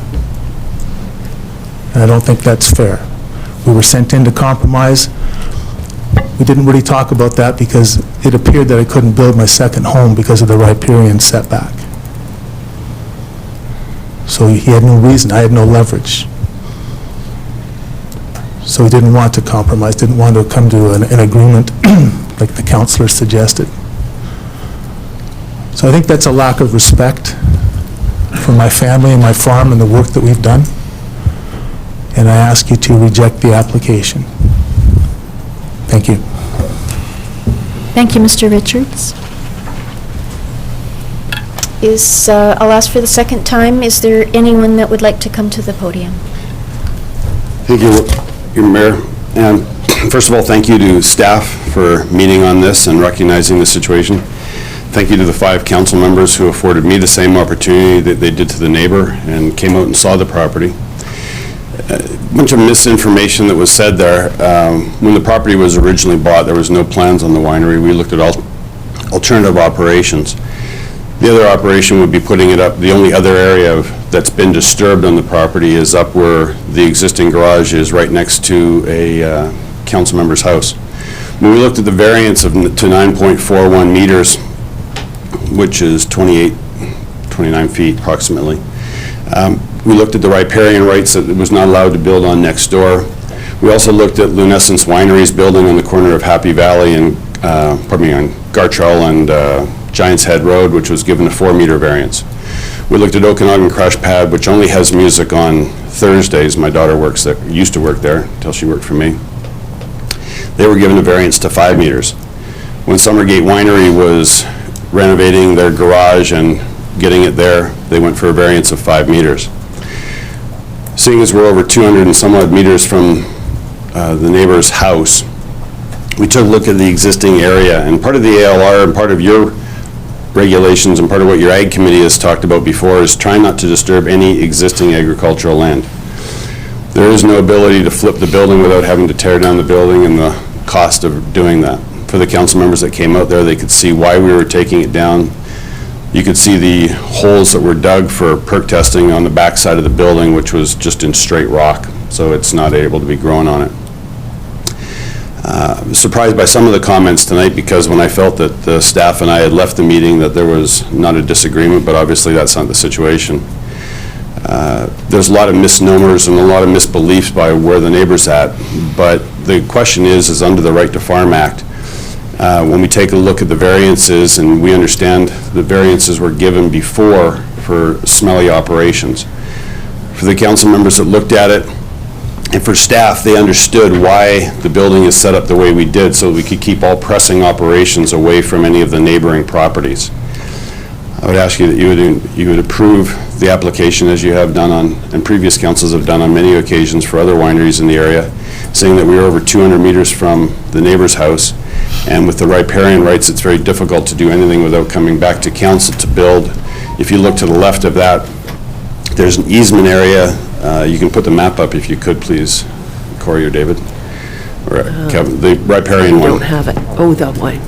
So if you look at the area that's up in the wedge corner there that's next to it, that's the only area, and if you look at the steep gradients on that, it's almost impossible to build. Any house that would be built up there would require a front yard, rear yard, side yard setback. That's also, there's also an area where that driveway goes. It's in a variance, or a easement, pardon me, to get to the back of the house. And you can see the house down the bottom left-hand corner.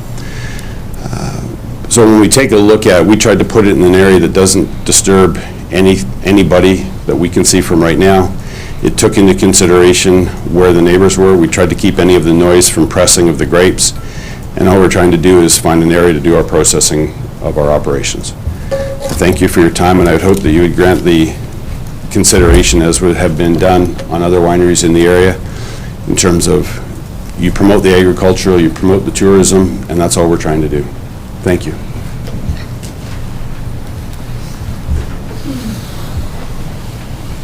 Thank you, Mr. Kubek.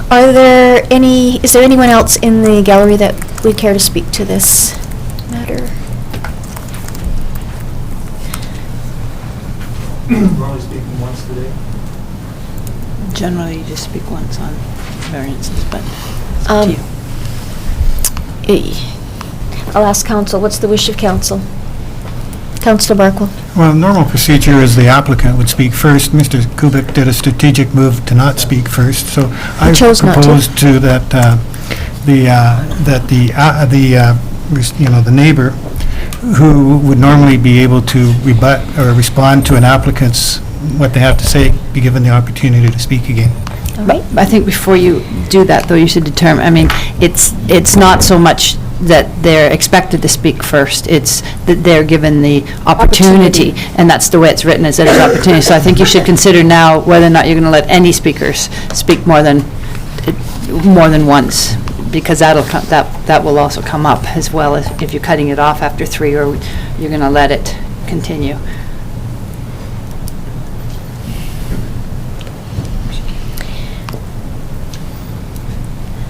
Okay, Councillor Barkle. Well, if nobody else has an opinion, I'll share mine, that there definitely has to be a limit how many times back and forth, but, so, I just think that council should hear, there's competing views, maybe competing opinions, maybe even competing facts. I'd like to hear from Mr. Richards and maybe Mr. Kubik again if he felt like it. That's my opinion. Council would make the decision, I'm sure.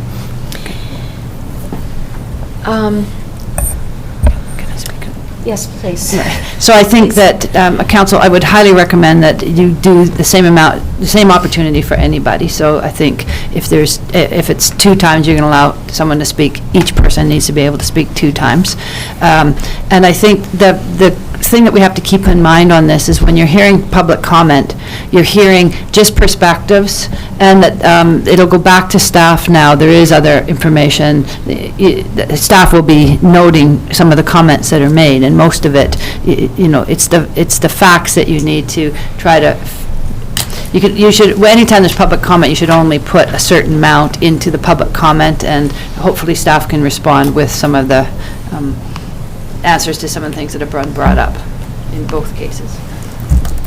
Do you have your Yeah, I hand up? just want to add that we've heard from the applicant and we've heard from the neighbor twice. We've heard at this meeting and at the last meeting, and I think that it's time that council makes a decision on this application. I would agree. I would like to ask some questions of staff. Generally, what are we thinking, council? Okay. We are going to, unless there is someone, a third person that would care to comment, I am going to open it for council to ask questions of staff. Okay, seeing none. Council? Oh, yes. Councillor Holmes.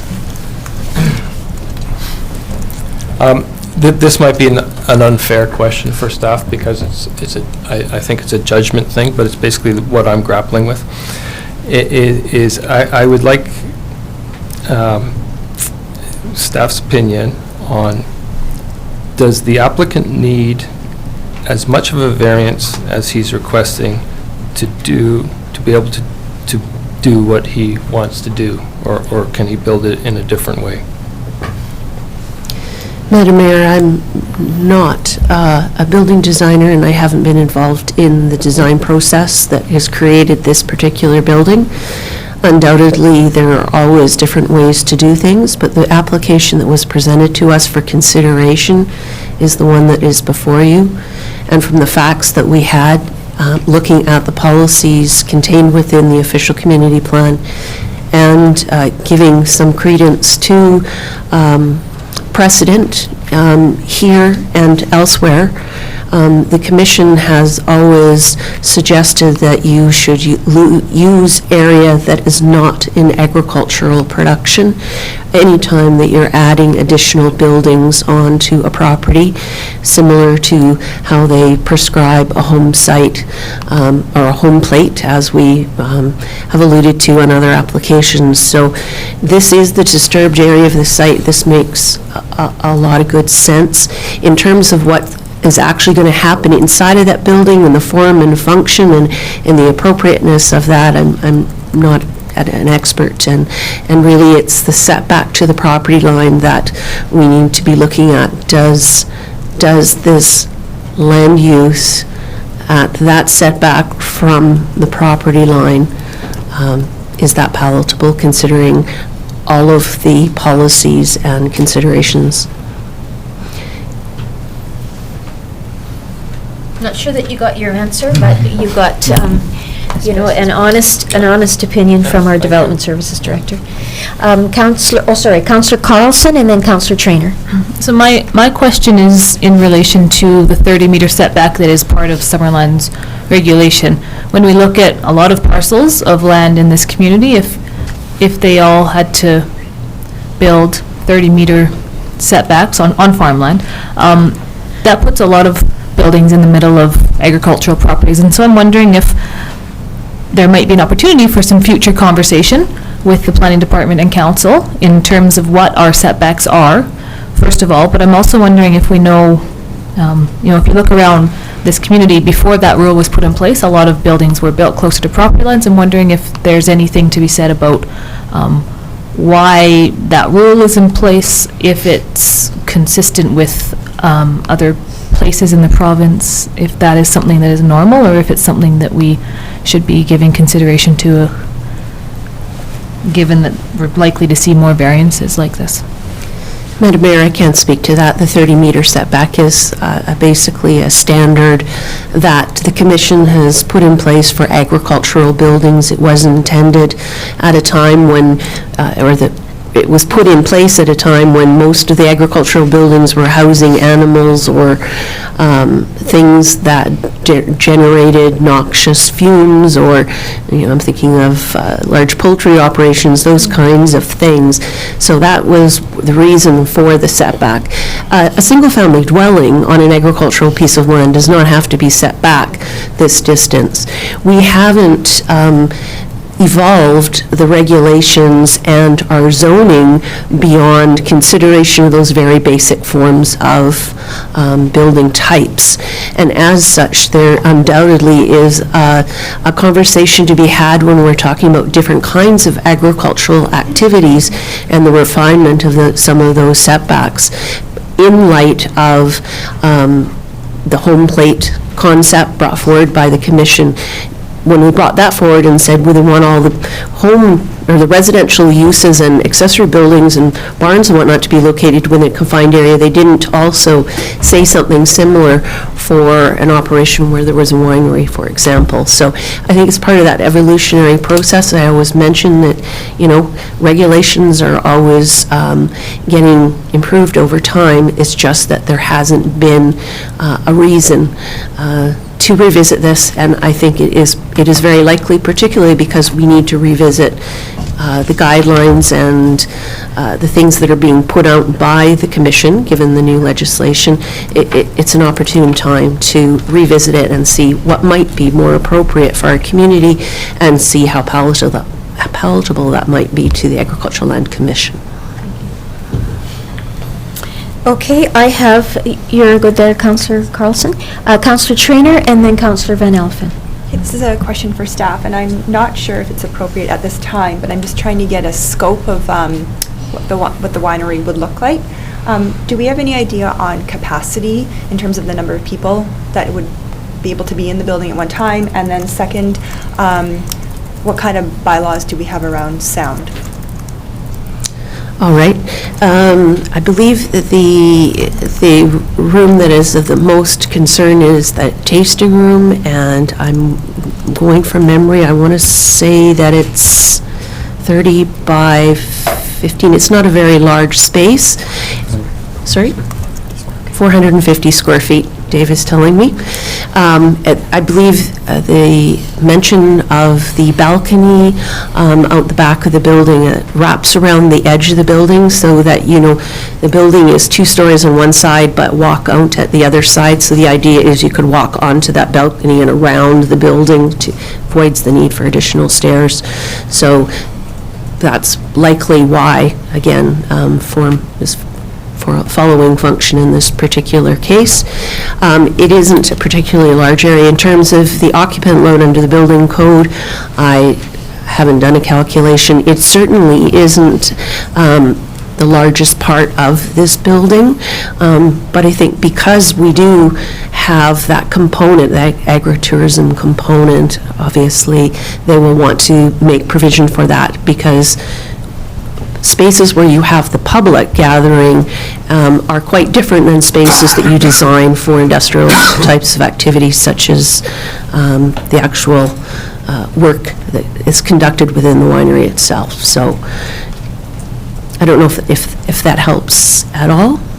Yeah, I was just trying to get an approximate idea. Yeah, of how I many- think the other thing to look at too is if you thought about where the existing building is, when we did a SketchUp and saw if the addition was done on the opposite side of the building, that would meet the setback requirement, but when you look at the larger context, it wouldn't be, as a percentage, that much greater of a distance between the existing houses and the other uses that are there. So while these seem like large numbers in comparison with what we'd think of in terms of your house being 5 feet away from the property line, this is still a considerable distance, and there is the riparian area between.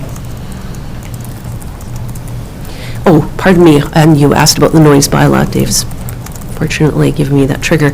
Yes, the noise bylaw is something to be considered, and those kinds of issues are why it's important when we think about the kinds of activities we allow to be occurring at wineries, what we want to consider those other business licensing aspects, because those are regulated by other types of bylaws, not by the land use bylaw. If there are no other questions, oh, sorry, okay. Oh, sorry, that's right, Councillor Van Alphen, and then I'm not sure who had their hand up first here. Thank you, Marco? Madam Mayor. I had my hand up there. Yes, you did, a while ago, thank you. So back to the 30-meter setback, and that's for, traditionally was for buildings that were housing livestock. What's the setback on a storage building, if I may ask? That would be an agricultural building still, so That's it would correct. still be 30 meters, I believe. Still 30 meters today? I believe so. Kevin is checking wildly, but I don't believe there's, let's just, To take the pressure off somewhat, if we could move to the next question and then come back to that? Or do you have another question? okay, greenhouses, wineries, cideries, and breweries and distilleries from an interior side lot line are 30 meters. Principal and accessory buildings and structures within the farm home plate, crop, machinery, and/or chemical storage buildings, minimum side yard setback is 4 meters. So 4 meters for a storage facility? Correct. Okay. Okay, on this property, on the west side, you have the existing building slash garage. Right. And on the right, on the east side, there's also a garage. So in your opinion, where's the farm plate? Home plate? There's no dwelling existing on this property, so a farm plate has not been defined. Okay, thank you. Just curious. Councillor Barkwell and then Patton. Yeah, 2 questions, if I may. The applicant suggested that the easement that's currently on Mr. Richards' property was an obstacle to him ever putting a house there. Since he owns that property and the easement's for his benefit for the neighboring property, is it actually an obstacle? Madam Mayor, I will have to read the easement document, but my understanding is that easement document was put on when there was a lot line adjustment done, reconfiguring those lots to the west in 1998. Standard wording would usually be that it couldn't be removed without the approval of the approving officer. If that easement needed to be relocated, that would seem reasonable. However, I don't believe it could be entirely discharged because it is required for legal access to that landlocked portion of land. I wouldn't allow it to be discharged without a replacement in place. Okay, and you had a second question? Yeah, but to follow up on that one, Okay. I understood he had 2 easements on that property. May well be. Okay. We looked at, when we had the meeting with the applicant and the neighbor, we pulled up the mapping, and we were walking through the mapping on the screen in the meeting room, and so we were able to see all of those details that aren't shown on the application information, because that's not something that we would normally do when we're looking at this particular piece of property. And so when Councillor Patton and I met with the applicant, he said that, he told us that council couldn't deny this application because we'd given previous variances and because he had lost an election. Is there any sort of truth to that comment? Are we held to he said he got this information from his lawyer, and for sure that council would be required to approve the variance application. I believe that every application has to be decided on its own merits. I won't make any further comment than that. So if we approve this application, it wouldn't provide a precedent that would oblige us for another application down the road? It could be perceived that way, but no, it should be considered on a case-by-case basis. That's the way I look at Yes. it. Absolutely for a development variance permit, for If sure. it is specifically for a site. Correct? And council's purview to approve it or not. It doesn't have to meet criteria as it would for DP or something. Okay, Councillor Patton. Thank you, Madam Mayor. To planning, if I may. Could you pull up the environmentals, thank you. Where are the water courses running on the neighbor's property? If there was to ever be a structure that could be built there, I'm only under the assumption that they would require a geotechnical engineer plus a hydrotechnical engineer based on the water, and perhaps structural engineer for waterproofing, because we really don't know how far down the water course is running and how wide the water course is running. Am I somewhat correct there? Those are all possibilities. What we had advised the applicant, as we do any property owner when we see this on a map, is that they would need to consult an environmental professional. An environmental professional would provide some guidance in terms of what might be possible there. Clearly, the riparian area regulations have setback requirements, and those things apply regardless. We have limited ability to vary those. If it should turn out that through that investigative process that we discovered there were hydrological issues or issues that needed to be addressed at the time of building permit, through those mechanisms, then they would be addressed. The red area is not, is the high hazard geotech area, so I'm just speaking of the blue at this time. Absolutely. If I may, Madam Mayor? Would we consider the water course as riparian area? Yes. And if we are considering it as riparian area, is it 15 meters or 30 meters from the edge of the riparian area for development? I believe the development permit area guidelines say 30, but the minimum is 15 meters generally. That's the SPIA. And depending upon how much has happened there, my understanding from the preliminary report that's been received to date is that there has been some culverting of that creek. We're not sure because there was no mapping associated with it exactly where it was, but there has been some disturbance, and the environmental professional is saying there may be a possibility of being located closer because the riparian values have already been lost in that area. That will be to be determined through future or additional information, which would be considered quite separate from the variance at hand.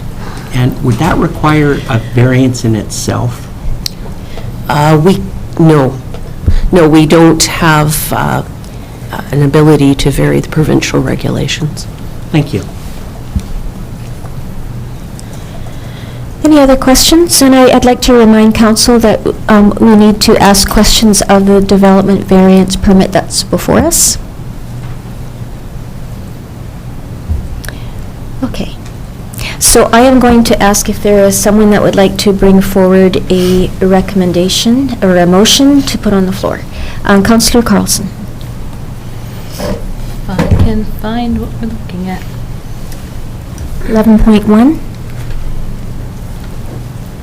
So I would like to move that the development variance permit DVP 19-004 to reduce the minimum required interior side setback from 30 meters to 9.41 meters and reduce the minimum required front setback from 15 meters to 10.3 meters to facilitate the construction of a winery building at 7315 Canyon View Road be approved. And do I have a seconder? Councillor Traynor. Councillor Van Alphen.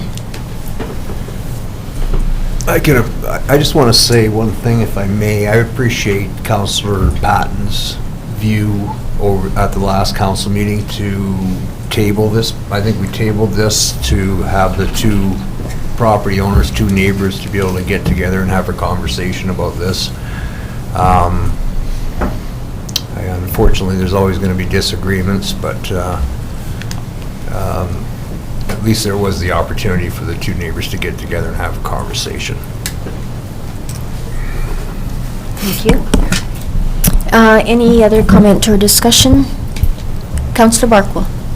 Comment and discussion, I would say. I agree with Councillor Van Alphen. I think it was a worthwhile exercise to have a little bit more discussion, even if, and I have to sympathize with the applicant. I live near a winery with a variance on the property line, and if my house was close to that winery, I would not be a happy person at all. And I know of another person who moved in good part because of the noise from another winery.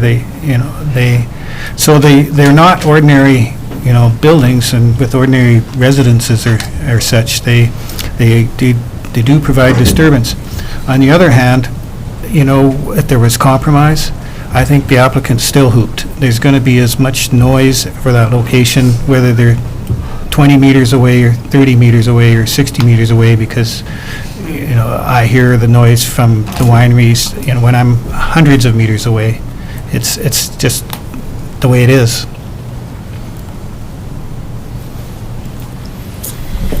All right, Councillor Holmes. I agree with Councillor Van Alphen said. I'm glad we took the initiative to try and get the two neighbors to speak. This whole thing is what really frustrates me, the fact that they weren't able to come to a compromise, and I'm happy that in our draft procedure bylaw that we discussed this afternoon, there's something in there about encouraging applicants to speak to their neighbors. I think had that been done in this case, we probably wouldn't be here right now talking about all this. Having said all that, it's when I really look at this for the application that's before us, I don't think we can make a decision based on something that might or might not be next door in the future. I think we have to look at what's there now. That's what we're dealing with. That's the current reality. And having visited this property myself 3 times now, once with the neighbor from the neighbor's place, once with the applicant at the neighbor's, and once on my own from the road, and looking at this, and to me, it comes down to the question is does the applicant need as much of a variance that he's requesting to do what he wants to do? And could he build in a different way? Could he align in a different way? And I really struggle with that. I think he probably can, but it might be costly, and with those with the cost to do that be prohibitive. Would it prohibit him from actually doing it? And I don't know. I don't think anybody has that question, that knows that answer. So So in light of being at a complete loss one way or another and not feeling I have that, I can make that judgment, I'll defer to the staff recommendation and support the application. Thank you, Councillor Holmes. Councillor Carlson, and then Councillor Van Elfen. I'm also going to support the application, and I feel like the owner of this property requesting a variance, if a variance is not granted, we're going to see a winery plunked right in the middle of some farmland that is currently in production, because there's not a lot of other options. Turning it around, adding a few extra meters, it's been said it might make a small difference, but I don't think that that's going to change the overall outcome of what happens on this property. So given that we want to support agriculture and tourism and keeping prime production land in production as it currently is planted and producing, to support this venture that's happening on this property, I believe we should move forward with this. Thank you, Councillor Carlson. Councillor Van Elfen. Thank you, Madam Mayor. And I just want to make an observation from earlier. Councillor Carlson mentioned the 30-meter setback, and it's something that I think we need to have a look at very, very soon, and try to come up with, check all the legislation and everything around that to come up with a better idea on some of these accessory-type buildings in the future, so we're not sitting here like we are tonight. Thank you. Thank you. And I believe that Development Services has made note of that. Yeah, thank you. And Councillor Patton. Thank you, Madam Mayor. This is to staff. I want to thank them for going the extra mile for this. I realize that it was very unorthodox what we did, or what I did, and I thank you for trying to bring the parties together. Great. So I'll just have the last word here. As much as I can sympathize with the property owners to the whatever direction that is, I'm not very good with directions. Someone help me out here. West, thank you. It is really important for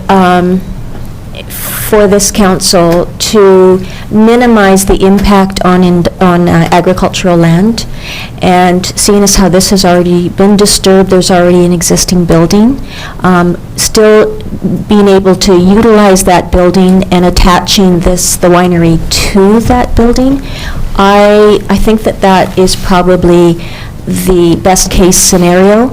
Certainly, Councillor Carlson brought up what I would think would be a worst case scenario, and that would be finding another site and putting the winery right there.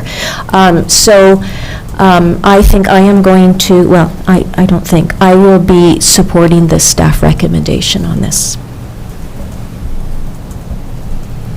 Okay, I am going to call the question.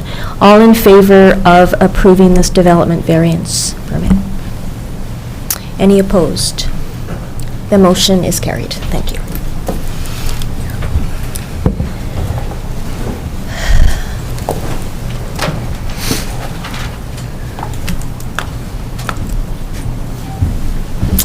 On to 11.2, development variance permit for an overheight retaining wall at 21606 Bridgman Road. Development Services. Thank you, Madam Mayor. DVP 18-018 was submitted to consider an application for a development variance permit to allow for the construction of a retaining wall exceeding the maximum permitted height of 1.2 meters. The zoning bylaw requires that retaining walls only be 1.2 meters in height, and that any retaining wall constructed within 1.2 meters of each other is considered a single retaining structure.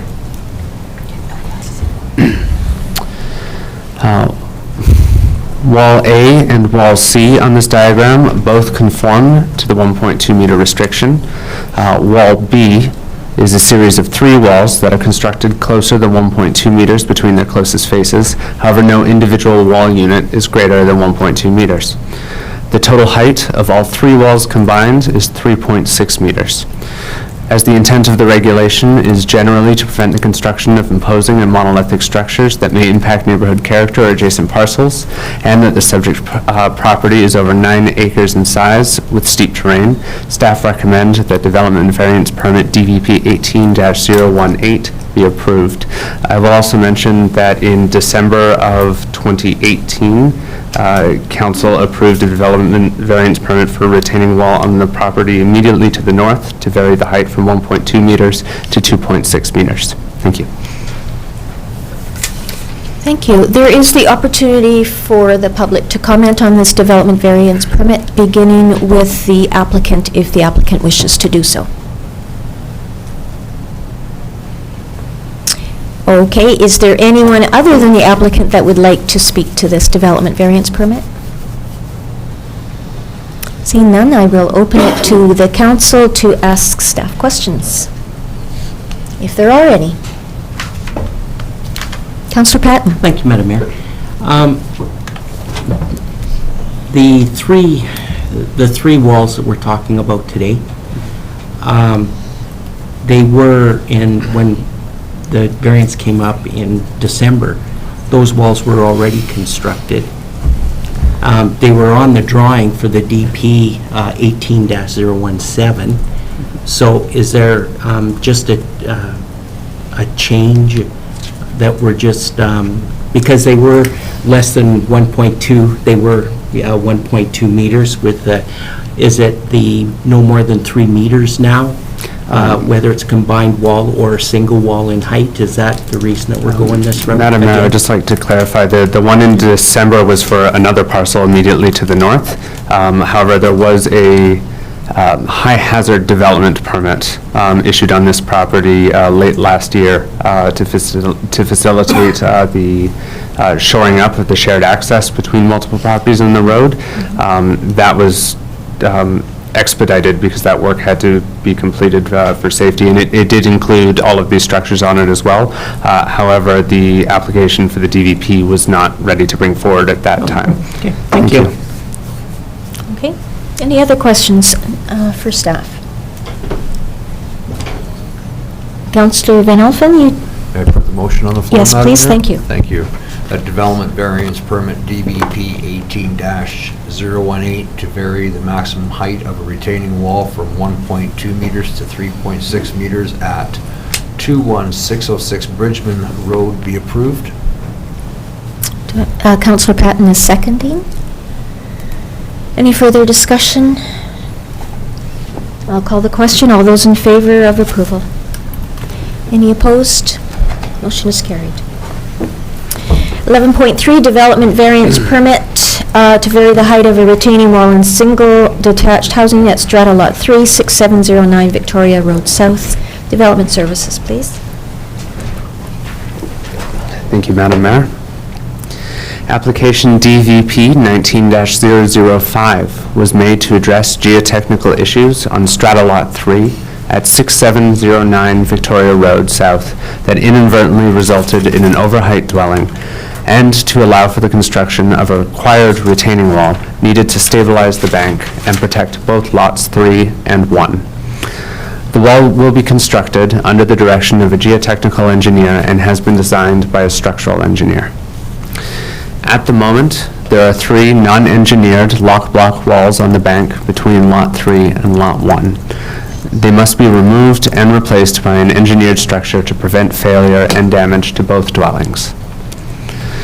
After discussion with the applicant, staff requested that rather than trying to raise grade back to a level that would see the dwelling unit conform to the height in the zoning bylaw, that the applicants have their engineer design a wall that's main purpose was protecting life and property and varying the portion of the house that exceeded the maximum height. The only portion of the house exceeding the maximum height is on the rear elevation, where the discovery of a lack of bedrock meant that deeper excavation was required. The rest of the house, from the Strata Road and the other neighboring properties, is well within the maximum height of 9.5 meters. However, as the zoning bylaw measures height from the lowest average grade, the height of the entire dwelling must be varied. The structural engineer has designed a cast-in-place wall that, to the satisfaction of the geotechnical engineer, will protect both properties, address drainage, and solve an issue where the existing unpermitted wall is encroaching across the property line onto Lot 1. The owners have worked closely with staff and have made every effort to solve an unfortunate situation. Staff recommend that DVP 19-005 be approved. Thank you. Again, this is a development variance permit, so people in the gallery are welcome to come to the podium, beginning with the applicant. Please state your name and your address. Good evening, Madam Mayor and council members. My name is Donna Jenke, and I'm speaking on behalf of my husband and myself. We are currently renting a suite at 5770 Hespeler. First of all, I would like to say that it's a pleasure to meet you, Madam Mayor and council members. We voted for you because we believe that you would have the best interest of the residents of Summerland as your priority. So we are applying for a variance for the height of our new home as well as for a retaining wall. When we purchased this piece of property 11 years ago, we were told it was on bedrock. Early in 2018, our build was started. The excavating began, and we found out that the one area on the south side was silt. Our builder had an engineer and geotech design a plan to build a solid foundation, including a steel beam to support the house. Unfortunately, they had to dig down 17 feet in that corner. This was approved by the district. The house is now more exposed on the south side as a partial basement was built as an added support. The property now needs a retaining wall and landscaping on that side. We've hired a surveyor, Stephen Buskevich. Buskevich? Buskevich? Buskevich, yes. I always get it wrong, no matter how many times I try. A geotech, Paul Glenn, and an engineer, Steve Reams, to design a side yard that will be both safe and attractive, particularly for our neighbors on Lot 1. We have recently hired Mike Collins as our contractor for this project. He's here tonight. He is the owner of Vertical Creations, and as you may know, he has an excellent reputation. It has never been our intention to cause issues for anyone, especially our neighbors and the District of Summerland. This was not something we ever expected to encounter upon purchase of this property. We've submitted a plan for the retaining wall and landscaping along with all the requested paperwork. We would have done this earlier, but we weren't privy to the numerous meetings held with the district, our builder, and Nicole from Lot 1. December 10th, 2018 was the first we knew that the district had an issue with our property. We can and will, with lot number 1's input, turn this into a safe and beautiful area. Thank you for understanding our predicament and granting us these 2 variances tonight, because this is a time-sensitive situation. Thank you. Thank you. Would you like to speak on this? Okay, please come to the podium.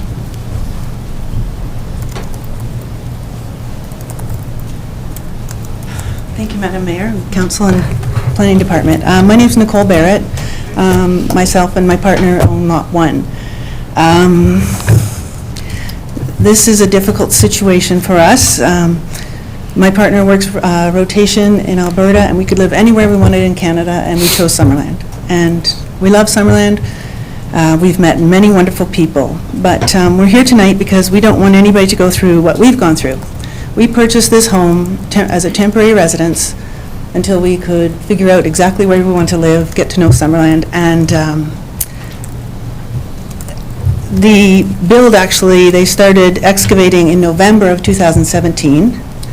And yes, I've been involved with meetings with the planning department, and they've been excellent. Unfortunately, they know me by name when I walk in there, trying to figure out what's going on since this started.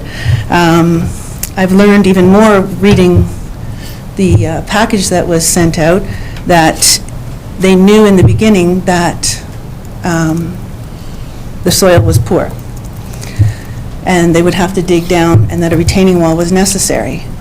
So in March, they put in a lock block wall without the permits, as you guys know, and on our property. We've tried to work with them, and we want to work with them, and I'm not here to say we will not support the variance, but I don't know why this didn't happen before. If they knew they had to build a wall, why wasn't a wall built earlier? Why wasn't this taken care of before this happened? What choice do we have now that the house is built? And when we met December 10th, I said, yes, we would support a variance for the height of the wall. But again, what choice did we have? The house was already built at that point. I'd just like to state for the record that our lack of opposition to this in no way suggests that we're okay with it. But what is our choice?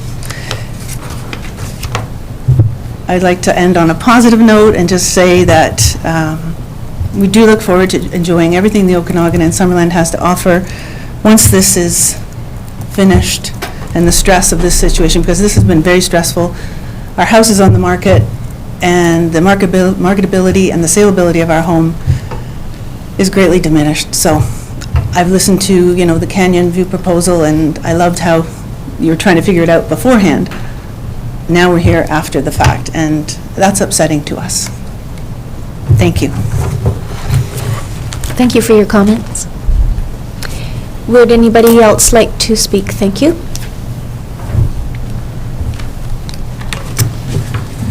Good evening. My name's Terry Schmidt, and I own the adjacent property to the Strata development.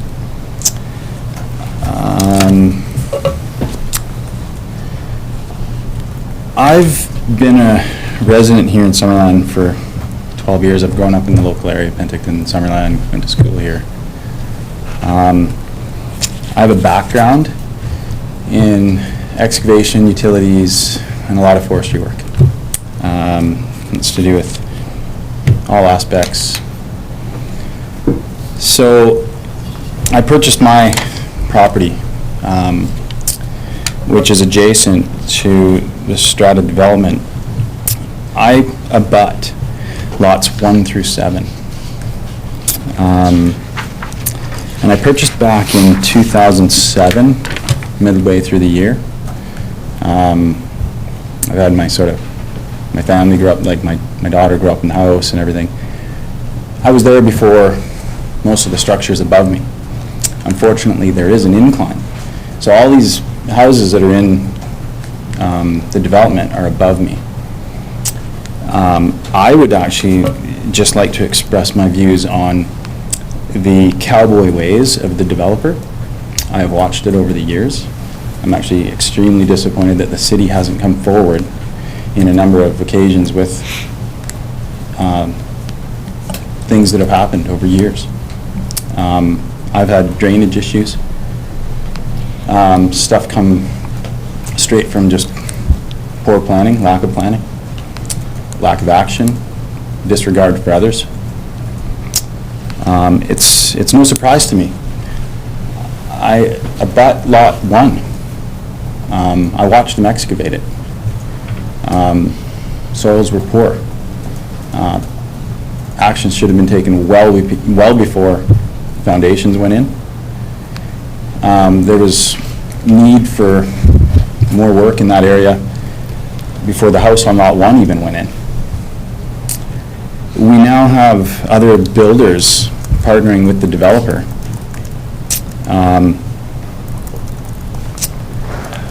Showing more disregard for adjacent property owners and people's values.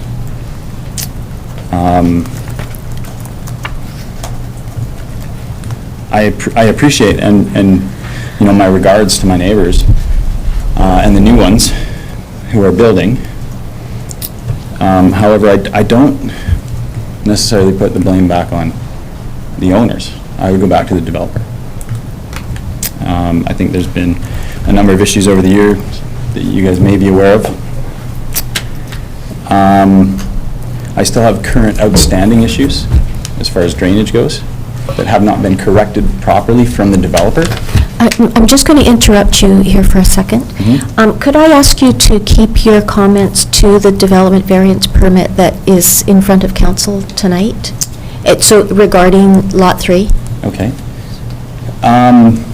There's no way to access it except through my land now. So Access lot 3.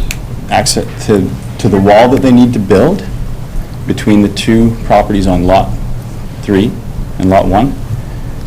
There's no access except through my land now.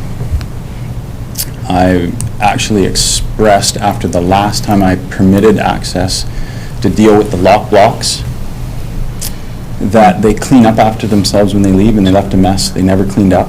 I've been left with that mess. Adams Utilities was the sub who was working for the builder, who was working under the developer. I was clear with them and said no more access is to be granted until you clean up your mess. I've been away working. They came. I had a tenant at the house. They accessed. They lied to the tenant. So in my regards, they trespassed to go back in and take the blocks out. So I'm in a standpoint now where I'm just trying to express my information, being an adjacent property owner, to the issues that are far beyond the property owners in that strata now, back towards the development. If that's what the City of Summerland is allowing through permits and applications for the development, there may need to be more input from the city and, you know, more looking into sort of the viability of those applications and what they entail. Because there seems to be some clear disregard for the adjacent property owners and their values. All of this puts me beside issues and problems which who knows how they're getting fixed, and it may devalue my land. So my concerns are that this gets done properly. Where it sits, do we know where the drainage that may be collected inadvertently, unknown to these people who are putting this wall in, do we know where that is being routed now? Because now the drainage affects other property owners, because there is no way to put that water uphill. Okay, I personally cannot answer that, but that's certainly something that we can bring forward to staff.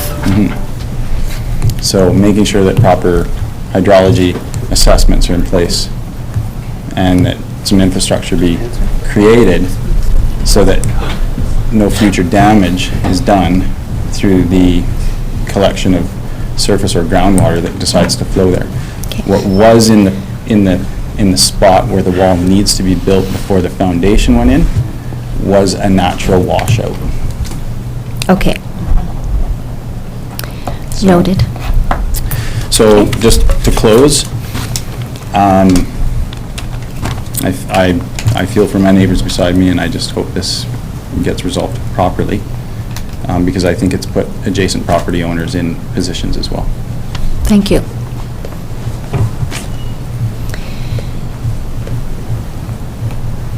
Would anyone else care to comment on this application? All right then. Over to council. Do you have questions of staff? Councillor Holmes. Yes, thank you, through to staff.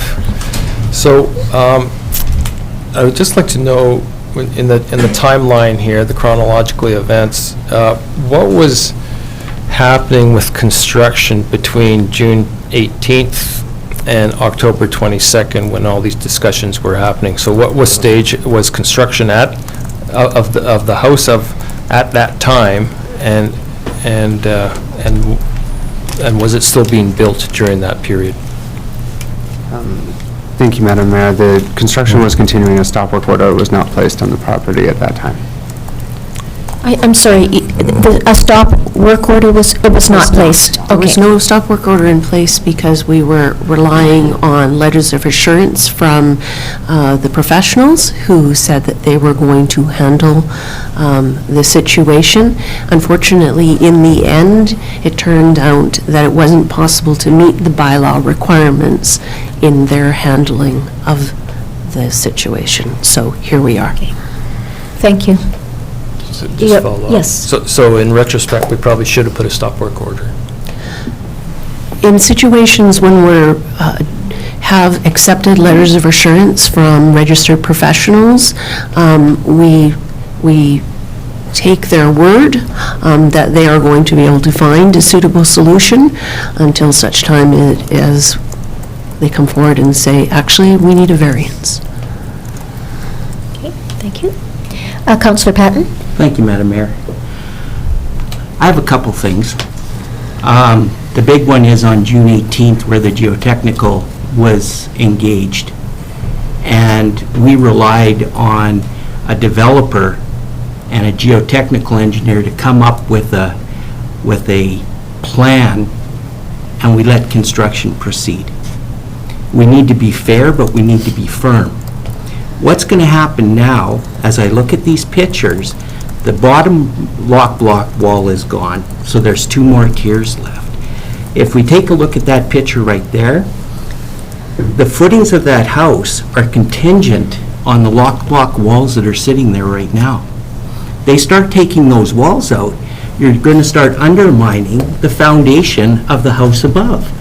The problem that you're going to need now is you're going to need a structural engineer in there, and we're going to have to figure out how we're going to protect sloughing where that basement could move. That's just the one. The other thing is how are we, the neighbor now in Lot 1 comes out her back door and looks at a 14-foot concrete wall that's probably 8 feet, if not less than 8 feet from her back door. Like, to me, this is, we went to site on Sunday, Councillor Holmes, Barkwell and I, and it is, I think what we need to do is we really have to look at strengthening up our enforcement practices on construction, because this scenario here is, it's going to be scary to go in there and excavate to try and put that wall in. Madam Mayor, if I may respond to some of those comments. First of all, there is a structural engineer involved. He is in fact present this evening. That is working with the applicant. This is a very complicated solution. Everyone is well aware of that and is at heightened awareness. I think you can tell by the dates in the chronology that none of us, unfortunately, were here at that time. And you'll hearken back to the presentation I made to you earlier today about the development approval process and asking for more information earlier in the process, and really outlining that and upping our game, if you will, with respect to some of these matters because of this. This is a reoccurring theme, particularly with respect to lot grading. That we've had a number of issues in the 6 months I've been here. So, Councillor Carson, when you asked me that question this afternoon, there's my example, in fact. Yes, it keeps reoccurring that we have problems with grade and the assessment of grade, and at what point do we stop, and we need to make some policies regarding that. And so that is why we're having that other conversation. In terms of the existing situation, the applicant has been very cooperative, has employed the necessary professionals. We do have professionals engaged, monitoring the situation, and certainly protecting everyone as best as absolutely possible, considering the circumstances. So I feel confident that while it is not ideal, the solution, it is a solution that has been determined by professionals as appropriate. Thank you, Corey. You're welcome. Thank you. I have a question. You mentioned earlier on, I think it was, I'm not sure who of you it was, that this needs to be taken care of, you know, pretty much on an urgent basis. Yes. Is that because of the season that we're headed into with the perhaps not so stable soils there, and we're headed into snow melt and rains and things, or is it something completely unrelated to that? Certainly, I'm not a geotechnical engineer, so I'm not going to make comment on what the level of risk or hazard. Obviously, we want to have a solution to this, and I believe the property owners want to have a solution to this so that occupancy permits can be issued for each of the dwellings, because they remain outstanding until such time as construction of the wall is complete, and everything can be deemed safe, and we receive the sign-off on those letters of assurance from those registered professionals. Okay, so I understand the urgency more clearly now. Thank you. You're welcome. Any other questions of staff? Councillor Holmes? Just a couple. So just hypothetically, if we didn't approve this, what would the option be? They would have to tear the building down? This is likely one that would go to the Board of Variance. Board of Variance isn't talked about very often in the District of Summerland, but it's an independent body, separate from council, can only be applied for when it's hardship, when it can, and so they would likely apply to the Board of Variance. And then if the Board of Variance didn't pass it, then what would be the option at that point? I'm not even sure what the options would be. It would be very unusual for it not to be approved. Right. It would likely be, in a case like this, a Board of Variance, if it fits the parameters in the Local Government Act of truly being hardship, where it's a situation that exists, the likelihood would be that it would pass. So, just follow up. So the, the thing I really obviously struggle with here is, I did go look at it, and not only does the neighbor going to have this gigantic wall, but on top of that, they're going to have this towering building casting a shadow over top of them, and I just think, the impact on the neighbors is quite frankly unacceptable, and what recourse do they have? I mean, I just think, how can this be done to people? And it's, it's no, I'm not casting any blame on anybody, but it's, it's nothing that they didn't do anything, and all of a sudden something's being done to them. No answer for that, I guess. Is there a question for that, or? Well, there was. just- I mean, is there anything for them? I mean, or they just say, you just get an apology? I mean, it's. I mean, anything that would be civil suit would be out of our scope. There's potential that there could be a civil suit, especially if a variance wasn't granted and then they didn't take the whole thing down. You're absolutely correct. It's a very bad situation, and I don't think there is an answer. Councillor Van Alphen? Kind of going along with Councillor Holmes, this chronology of events starting back in January, and now we're in February. It looks to me like there's been an extremely pile of staff's time involved in this. Is there any recourse to recoup? This is out of the ordinary. This isn't your basic permit. This has been going on and on and on and on and on, and it's cost us a ton of, the taxpayers of Summerland, a ton of time. Is there ever any recourse in these situations? I think that what we would have to do internally is look at the entire process. Like Corey said, the personnel that are here now, I mean, some of the changes that have been made over the period of time are made, with a desire to improve these kind of situations and council has hopefully seen more focus on process and oversight, and we're certainly that's to Councillor Patton's perspective. The question is, could the district have done anything more with the professionals? Should they? I mean, there's unlikely that there's recourse, because we'd have to go back and figure out exactly where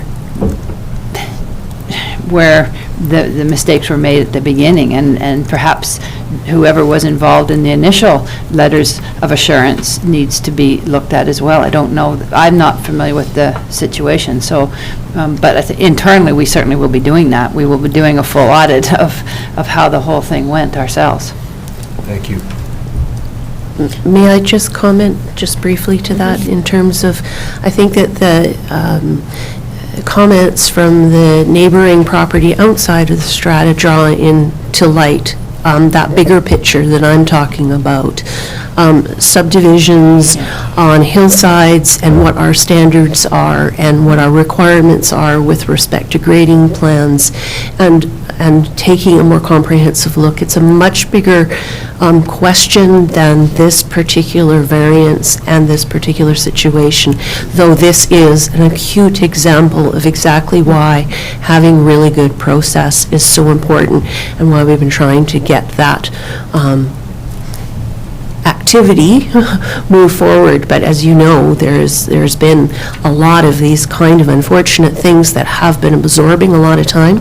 If we can get this straightened out, we might not be popular in the short run in terms of saying, well, actually, you know what, we're not going to do business exactly like we did it before because we don't want to end up in the same place as we ended up. So it's just a cautionary note as we move forward. Yeah. Thank you very much. Just a sec. I have a question, and it's related, as you just brought him up again, to the third gentleman that spoke, who was kind of outside of this situation. He had some concerns about drainage. Will that all be taken into account with the engineered wall? I would assume it will be. You know, any surface water or groundwater, stormwater drainage. The intention is that on any single lot that the water generated or created there is dealt with there. I can't speak to the supposition that there's been a change in drainage. Undoubtedly, there's been a change in natural drainage everywhere and groundwater everywhere. So hard to say, and so we don't want to jump to conclusions without looking into that much more. Thank you. Councillor Holmes. Yeah, just, you know, and again, looking forward, when we're talking about reviewing process, I think we also should look at how we use stop work orders, and you know, I think that they ought to be a first resort and rather than a last resort, because if they're a last resort, it's too late. So. Yeah, and that's sometimes a difficult one, and it's us working with the professional engineers or the registered professionals on the project, because sometimes we can have a committee of the whole conversation about this, but sometimes what ends up happening is if you have a registered professional on the job, if you start to have oversight as a district and a municipality, then you put yourself in a place where there's more risk because because you have touched the project. So that's every municipality is facing that right now, is if you're saying it's in the registered professionals' court to make those decisions, then by coming in and overriding them, as soon as there's some sort of liability issue, you've had your foot in there and you haven't truly turned it over to them. But on the other hand, if the professional association's not making sure that they're enforcing that as well. So that is just an area sometime that, like I say, it's a conversation we have with APEG or whatever, it's a different name now, and the association all the time, and that's more to come on that. Councillor Patton and then Councillor Barkwell. Thank you, Madam Mayor. I agree with Linda, our CAO, to some extent, except in this case, the stop work order would have been put on while the geotechnical engineer was involved. So all we would have done is stopped a build carrying on to get worse than what it was. I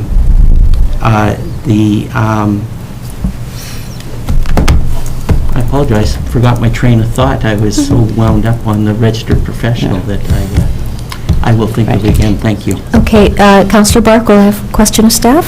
I had the same comment, I think, as Councillor Patton. In this case, the registered professional that was being relied upon it's not an oversight of the work that he did, because he didn't do anything. You know, they just, it wasn't dealt with, and it's other than these temporary things, and I feel for all the people here, and I know it's not a question, so I'll stop there. It's okay, go on, Steph? go ahead. Okay. Councillor Patton, did you think of your question? I did, thank you, Madam Okay. Chair. As more construction is happening, and can the Director of Development Services just put a bug in our building inspector's ear that maybe this contractor developer needs a little bit better eye on him so that this doesn't happen to another neighbor in that area? I hear you. Thank you so much. Any other questions regarding this development variance?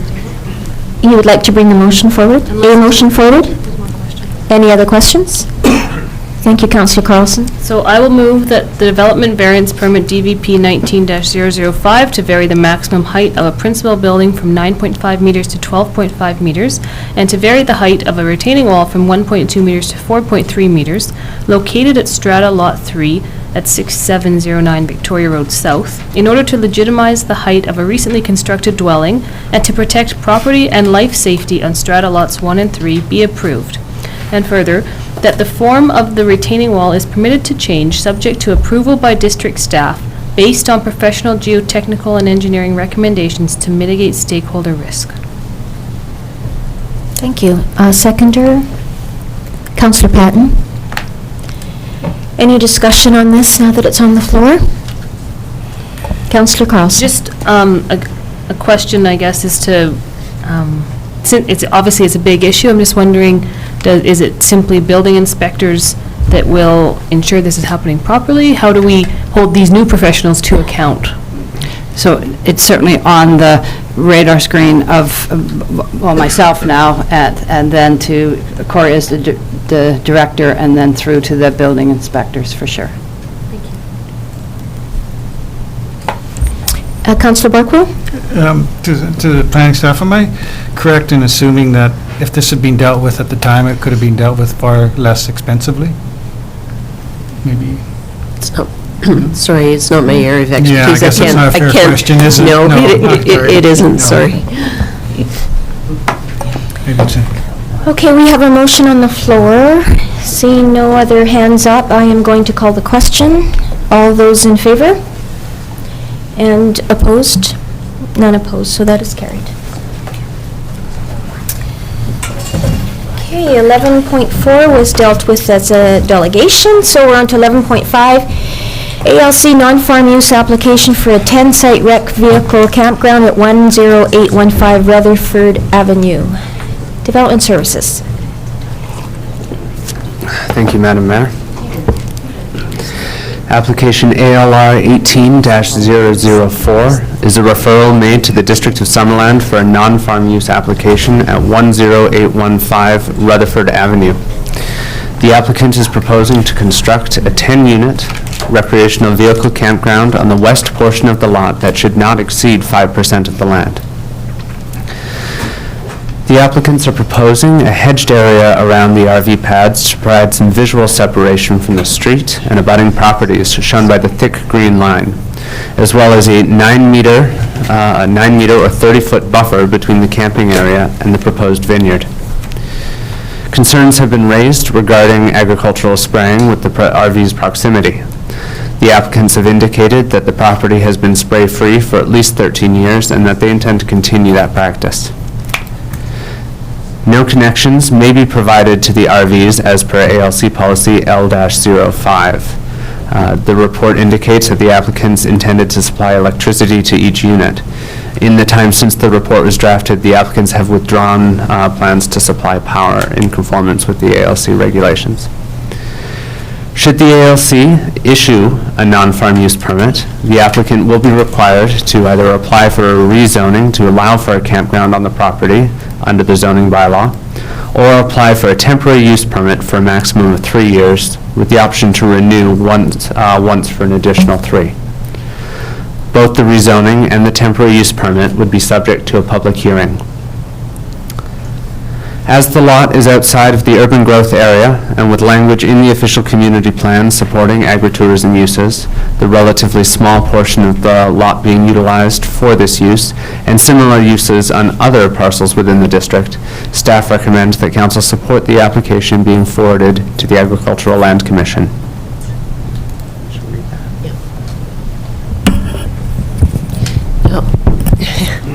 Thank you. I apologize. We have, as you may have noticed this meeting, we have recently discovered we want to start adding alternate recommendations at the end of the reports where we see the possibility exists for you to consider that. We do have two such resolutions sort of precast here that I'd like to share with you for your consideration before you launch into discussion. So another alternate resolution that you may want to consider is that the non-farm use application be forwarded to the Agricultural Land Commission with the understanding that this action does not constitute endorsement or approval of current uses existing on the property by the district, and that following approval by the Agricultural Land Commission, as Kevin had noted, the district receive and consider the temporary use permit application and hold a public hearing for the campground use. If approved, correct. So you may write that right into the resolution if you would like to consider those things. Certainly, I can speak for, on behalf of the representative of the commission that contacted us last week in Kevin's absence. I spoke with someone from the commission, and they were very anxious that the application be forwarded to them for full consideration, given the breadth of possibilities of various types of land uses that might be occurring there. Thank you for the report. Councillor Carlson? Directly related to what was just said then, so if this doesn't get forwarded to the Agricultural Land Commission, does that mean that they're not going to enforce rule breaking on the ALR property at Rutherford Avenue? Is that what they suggested? No. So if we don't forward this to them, will they follow up on all of the concerns that have been raised, or will they only, that's what this reads. That was my interpretation, but. So it's my understanding at this point in time, he's investigating, the individual appointed to this case is investigating the current status. So you may want to speak to the enforcement of. Should an application be considered specific to that property, it will be brought to the panel through the commission's application process, which will shed more light to it more quickly, likely. So they wanted the opportunity to speak to it. Thank you. That's helpful. So who wanted the opportunity? The commission staff. Yeah, the commission. Councillor Patton, and then Barkwell. Thank you, Madam Mayor. To planning, please. So in a case where they don't ask for permission, but they ask for forgiveness, if we did not do this, is it dead? Like, we're not going to send it to ALC? Like this, it gets, nothing happens. It stays exactly the way it is. You could deny the non-farm use, and we would be in a situation where we would have to then talk about enforcement to deal with any land uses that may have been initiated there to this end, and it wouldn't get before the panel themselves, the decision-making body. It would simply go through the bylaw enforcement process. So I'm not sure that closes the case completely, but it's. But would it send a message that if you're going to start doing projects like this and you don't involve the municipality, that we will have a zero tolerance? Would that message be out there then? I'm not sure. I guess the question would be is if it's seen as related.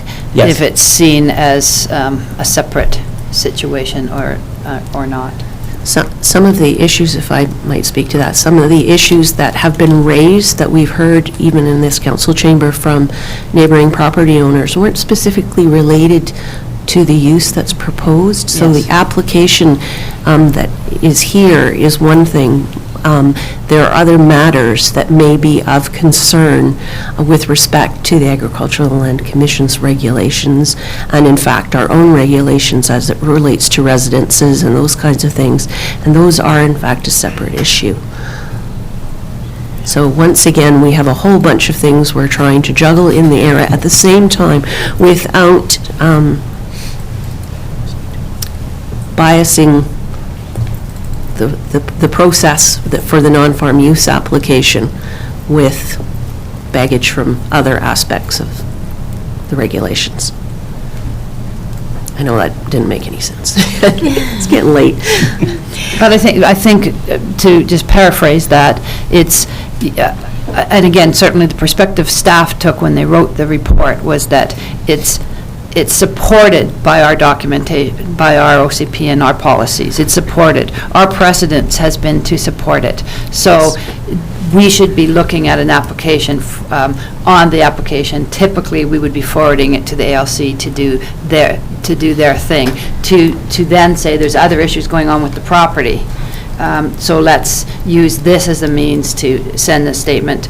Again, from a staff recommendation perspective, we wouldn't do that. We would just go policies. Council, as I've said all the time, council has other lenses on, and that's what you're here for. Additional lenses on. Okay, I have Councillor Barkle, then Traynor, and then Carlson, and Van Elfen, and Holmes.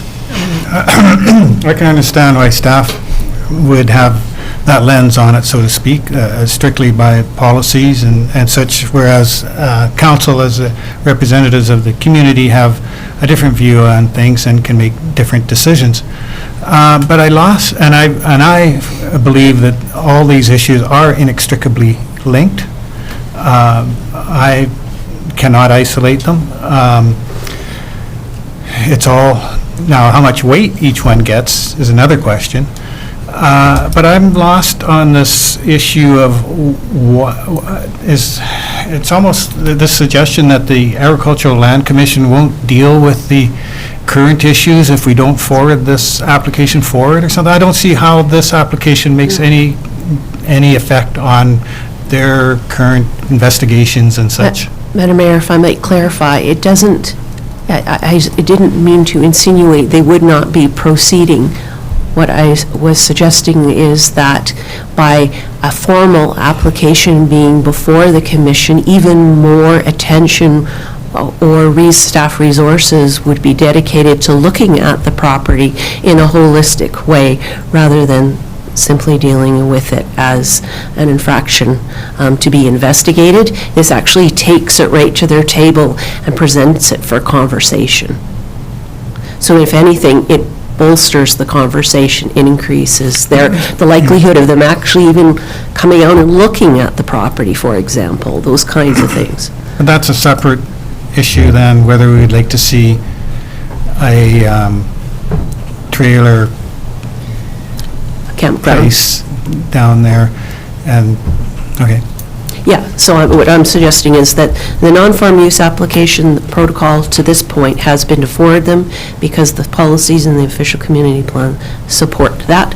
And then we would deal with all that housekeeping as Kevin outlined very succinctly in his presentation.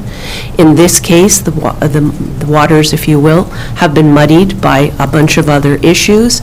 And what I'm trying desperately to do is to keep those two things together but separate, and understand that by denying the application, it won't necessarily mean that everything is going to be okay tomorrow morning.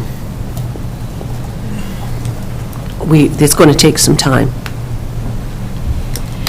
Councillor Traynor? Richard asked the question I was going to ask. All right. Councillor Carlson? Yeah, so it was stated that a precedence has been set in Summerland because we've allowed this before, and I think that that's not true. I believe that we have thousands of hectares of agricultural land reserve in this town, and as far as I know, there are 2 parcels of active farmland that can include an agritourism component that involves temporary camping. One of them is the only U-Pick place that I'm aware of in Summerland, and the other one is directly off the highway, and you can't see it from anywhere. And I think that, so it would be a false statement to suggest that a precedent has been set. There might be other ones out there, but I'm not aware of them. The 2 places that I'm aware of, they have, and before they applied for any of these permits, they were active farms with a plan and an on-site, something actually happening on-site. Both of them are extremely accessible from the highway, and they have temporary use permits associated with them. So as far as I'm concerned, this is not what we want to see on that property, and so, there was an option thrown out as another alternative to accepting this, but still forwarding this to the Agricultural Land Commission in a roundabout way, and I would be excited to look at that, but I certainly don't think that this project should go forward as it is, so I don't know how I bring that forward. Okay, I'm just going to interrupt you for a moment because you can see the time. We are obligated to have a vote of council to extend the meeting past 10 o'clock. It needs to be unanimous. Two-thirds. Two-thirds. And just to add to that, I will, because of our late afternoon one, I need to excuse staff. It's been 14 hours for some of them, and it's not that they need to go, so we'll excuse Nicole for sure, and Jeremy, and David. His name's David. He's been so quiet. He's the guy in the corner. If you do, and any of the planning staff that don't have any more things on the agenda, just because it's... I'd like to finish this conversation. So I move a motion to extend our meeting. Seconded. Councillor Holmes, all in favor? Okay, thank you. Councillor Van Alphen, are you opposed? Yep. I Okay, am, 1, 2, Madam 3, Mayor. 4, 5, I'll 6. finish this discussion, Sorry. but I'm opposed to carrying on with the rest of this agenda for tonight. Unfortunately, the motion has been carried. Well, there you But go. thank you for voicing your opposition. That's why I asked. Councillor Carlson, please continue. So based on the comments I just made and the options that were presented by Development Services, I would like to suggest if there's a motion that would include moving the application to the Agricultural Land Commission, however, without Could I have- recognizing that the district is, or that council is not in favor of, at this time, of something with RVs. I'm going to propose that Corey read that resolution, and then you can comment on that. Thank you. The resolution that I proposed is that non-farm use application be forwarded to the Agricultural Land Commission with the understanding that this action doesn't constitute endorsement or approval of the current uses by the district, and that following approval by the ALC, the district receive and consider a temporary use permit application and hold a subsequent public hearing for the campground use. So it still shows a favor towards the proposal. So how would you like to see that? Well, I don't know if we can send the application if we're not in favor of the proposal. Can we? You could forward the application indicating that you don't support the application. I would like to do that then. Okay. So that would be the motion. be my Without motion. the temporary use permit. Correct. Possibility. Okay, do I have a seconder for that? Excuse me, this is a business decision, and we're right in the middle of getting this motion on the table. So I can't entertain anyone from the gallery. Well, Just- the other people that had projects on the table got an opportunity to speak.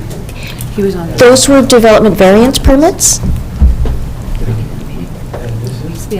Was he on the list? Yeah, it was on the beginning list. Yeah, he had his opportunity at the beginning. Yeah, so at the beginning of the meeting, and I'm not sure if you were here, there's an opportunity for public comment on the items that were listed, and this particular item, 11.5, was listed. So you had the opportunity at that point to speak to this?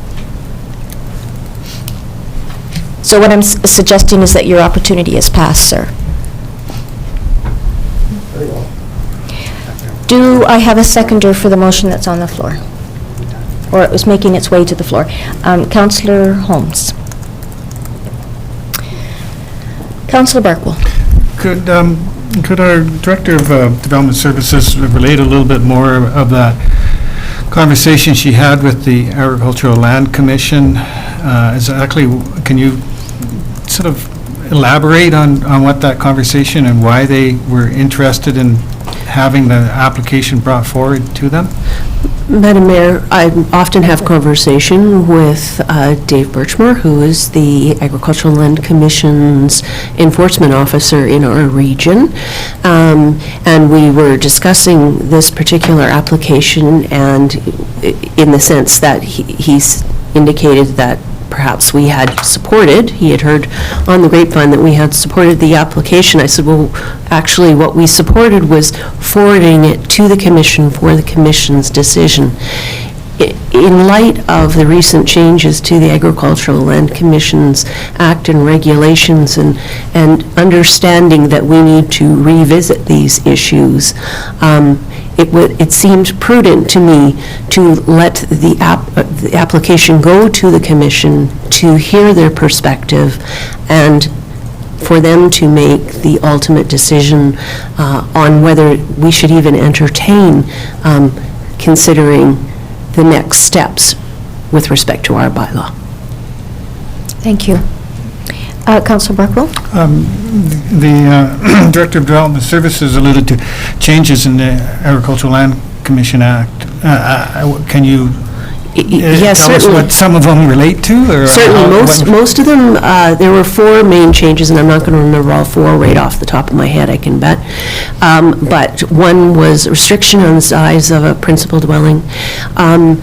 The requirement for a new type of application, it's no longer going to be a non-farm use application when you want to have additional residences in the Agricultural Land Reserve. So this is going to affect our regulations with respect to worker housing, additional dwellings for farm help. So there's been a bunch of changes with respect to residences in general, and so we will need to look at our regulations. They did, many years ago, require all of those applications to go to the commission for a decision, and then they loosened up on those regulations and gave local governments the opportunity to approve them in certain circumstances. And what now has happened is, as essentially, they have brought that decision-making power back to their table more centrally. So you have to have approval for any residence beyond the single-family dwelling. To follow up, though, I mean, neither of those things apply to this situation. Tourist accommodation could be seen as a form of residence. Oh, okay. I thought they were separate. Sorry. I believe that it's, when we start talking about the different types of accessory things that you have to support an agricultural operation, the campgrounds and the agritourism accommodation pieces came in about the same time as we started talking about what could the reserve do to help farmers. But it seems to me there's a lot of change afoot. Excuse me, councillors? Thank you. Sidebar conversation, please. Sorry, please carry on. So that was my concern, is that I think that there's a good time to hear from the commission on this. Thank you. Councillor Van Alphen. Thank you, Madam Mayor. As it was said earlier, there is 2 other campground/RV parks here in the community that they were applied for and applied for properly, and they're in existence. This situation, 10 RV pads, like, my concern is there's already RVs parked there. My other concern is there a date?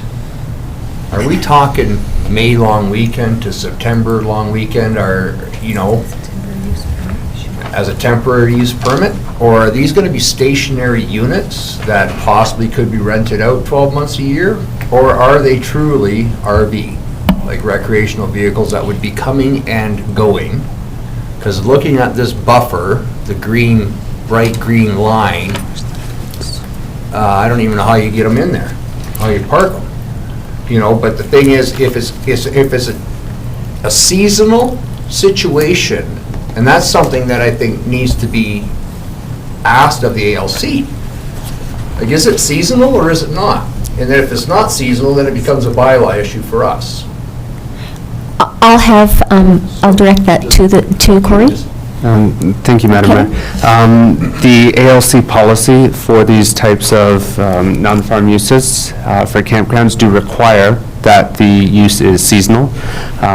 It does say RV pads, however, poured concrete is generally not permitted by the ALC, so it should more be RV spaces that are being provided. I know that on the diagram, it does look fairly narrow. This diagram isn't to scale. And access will be likely, if the application is forwarded to the ALC, and if the ALC give approval for a non-farm use, and it comes back for either a temporary use permit or a rezoning application, then staff can work with the applicant at that time to address the finer points of the proposal. If that does happen, that scenario that you just mentioned, and it comes back to the district for a temporary use permit or rezoning application, council would have a say in that. It is a discretionary approval Full of council. say. Yes, thank you. I don't have anybody else down here. Oh, Councilor Holmes, Mimi, and then Barkwell? I guess the risk of referring it to the commission is when they come out and look at the property, they may look at it differently than the way we look at it. That's always a possibility. I'm not sure exactly what our policy says, but the issue I have, one of the issues I have here is that as Councillor Carlson mentioned, it's not an active farm. It's not a bona fide farm right now. So if it was a bona fide farm, and the land being farmed, and that farmer wanted to, supplement his farm income by doing something like this, then that's a different thing than basically someone creating a hobby farm to allow a business. And that's how I see this, and that's how I see the difference between this and the other campgrounds in the farms. It's got to be a farm first, and then you have your non-farm use business to supplement that farm income, not the other way around.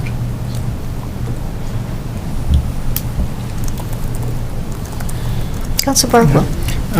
Yes, Councilor Holmes brings up the point that it's supposed to be a farm experience with these items, but and that may happen down the road, we don't know. But I bring this up because it's been brought up twice already. I think there's only one camping permit. The Hoofbeat Ranch one, I believe, expired last May or June, and it was never renewed. So there's only one.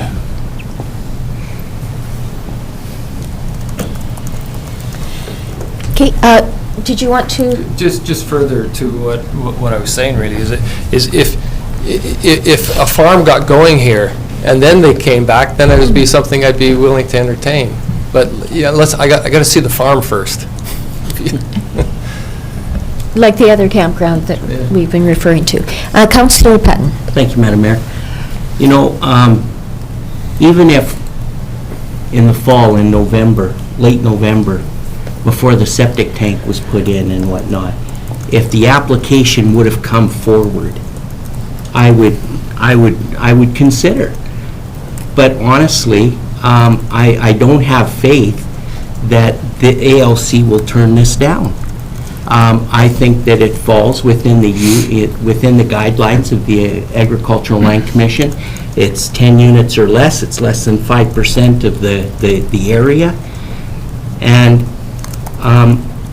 I truly believe that I'm not willing, I can't support it. I would rather, where it is, we go to enforcement, the trailers are taken off the property, and it's turned back to the property that it was prior to all the development to make it this project.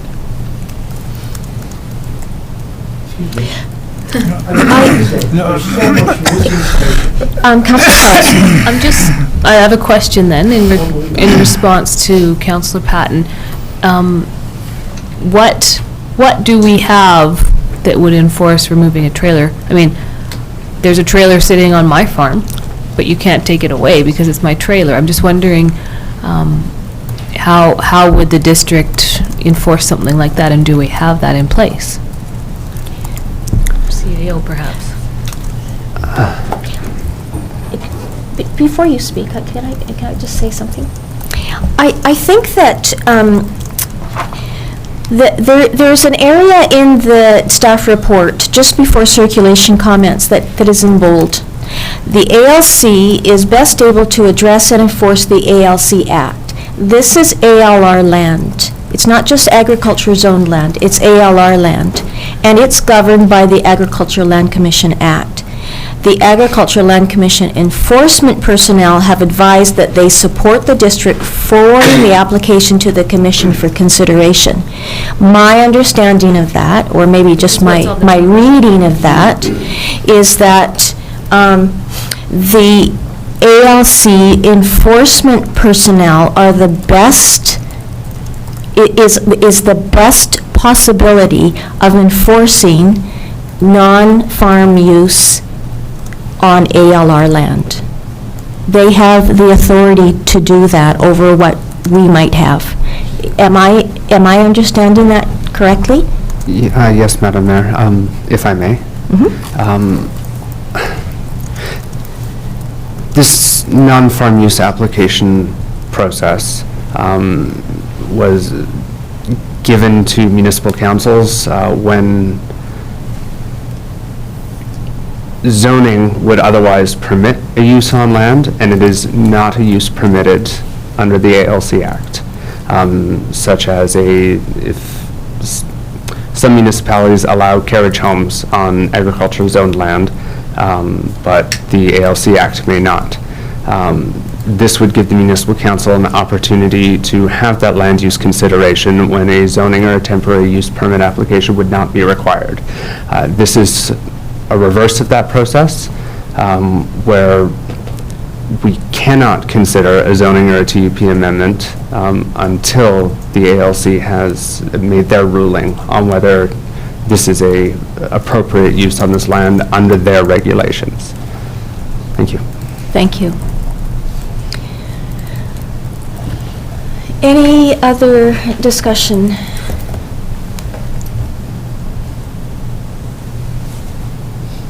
I can't even remember if it's on the table. It is. Thank you. Thank you. As it shows, oh, no, that's right. This is Forwarding to the Land Commission, but not necessarily in support, not endorsing this campground. Okay, thank you for that reminder. And I think originally the word was not supporting, and I think there's a bit of a, I think the word not supporting is stronger than not endorsing. So was it that original word, supporting? Yeah. Okay. So seeing no more hands raised, I am going to call the question. All those in favor? Opposed? I don't see any opposed, so that carries unanimously. So that will be sent on to the ALC. Thank you, Council. 11.6, protected trees on Williams Avenue. And we'll turn that over to Mr. Deniger to speak to. Thank you. So this matter is regarding a number of trees on two properties, 4211 and 4214 Williams Avenue. There's a map attached to the report showing those two properties. A number of trees on these properties are protected under a covenant, which protects the trees in their natural state, with no further description of what that means. Generally, this is interpreted to mean the trees, regardless whether they're dead or alive, they have value to the environment. It was brought to the district's attention by one of the landowners, the owner at 4214 Williams Avenue, Mark Allaire. He brought it to the district's attention that a number of trees had started to die and had died, both on him, his neighbor's property, and the district's property. There's a walkway that was granted to the district as part of that subdivision that leads to the Trout Creek area there. And the district owns a bunch of trees, well, responsible for a bunch of trees there that also died. And so he approached the district to request that they be looked at because of his concern about safety. The district did finally look at them. There's some question as to whether these trees were, whether damage was not caused, but was worse than it could have been because of some construction that went on in the area. But there's no clear evidence either way. A number of Mark Allaire's own tree experts looked at it. The district had its own staff look at it. We've had an independent consultant look at it. It's hard to say at this point what caused the death of the trees, but the evidence is showing that it was likely caused by repeated flood events. What was noted and attached in the photos is that 2 of the trees protected under covenant appear to have been damaged through installation of services along the driveway. And you can see in the development site plan, third attachment, that there's a rather narrow corridor where those services have to be installed. And the district put the connection point actually within, unfortunately, the protected area around one of the trees. So there was limitations on what was possible. So it is at this point that the district and the owner of 4214 have come to a proposed agreement to share the costs of a mitigation report that will give a wholesome approach to dealing with these trees, such as finding other trees that can have similar value and will survive future flooding events, which seem likely to occur. And although the trees that have now died are being cut down to be safe, which is what the first report was for, there may be options to make it a little bit more aesthetically pleasing for the neighborhood and also retain natural value. And the cost of that report has been estimated at $1,000. So the owner of 4212, in acknowledgement of his potential damage of a couple of the trees, has agreed to split those costs with the district, because the district itself will also use that report in that area for the natural pathway. So just further to that, I mean, the moral of the story is let's try not to have covenants on trees, because over and over and over again, it happens that there's, they can get this report and that report depending on what professional that you ask, and once they're gone, like people say, in this case, we're not looking for rich dollars, but it's like that people that have a lot of money can afford to pay, and that doesn't make it okay to pay big bucks so you take them down. And I think that when we're looking at development and we're looking at the agreements to come in the future, that one of the bargaining things is not, okay, well, you can do this if you put a covenant under, and I know that this planning staff in place right now wouldn't recommend that to council, but it is something to remember that covenants on trees very rarely work. There's better ways to do it. Because you can't, once that tree is gone, the covenant, and maybe Jeremy said this, but once a tree is gone from a covenant, it's not that the covenant still remains. The covenant was that tree, so if that tree's dead, you don't have the right to, and even on some of these agreements, ultimately, we're just kind of winging it if they, there's nothing written unless it's, there's nothing written to say that we actually have the right. It's negotiation, but if it went to court, you may or may not win. Mm-hmm. Councillor Traynor. I just have a question about covenants that are on trees. When a development permit is issued to a property, are the covenants on the trees considered in that development? Do you know what I mean? Like when they present the layout? Usually, they usually come along with, because they're proposing to do something, and you don't want them to do it, and then they say, well, if you let us do this, then we'll protect these 4 trees, and we say that we'll put them on, but we, just given scarce resources in local government, you don't have somebody driving around all the time to see what's happening to the trees. So it's usually a give and take, but there's lots of other ways of addressing it, and the biggest being, just make sure you have, good principles in place without picking specific trees. Okay, and then my second question is, I guess to that, the reason why covenants are put on is because, in the first place, is because somebody's recognized that tree has a purpose. Sometimes, like if they want to take a whole bunch of trees down for development, then you want to say you can't take all the trees down, but, so it becomes trade-offs, right? So sometimes it's a specific tree for a specific value, but it's more likely like a privacy protection on a controversial subdivision. To get that of controversial rezoning or something, development, so that they will offer to allow you to put protective covenants on those trees so that there's going to be privacy to all the neighbors if you will grant them, and they give it, they'll offer it up as a incentive.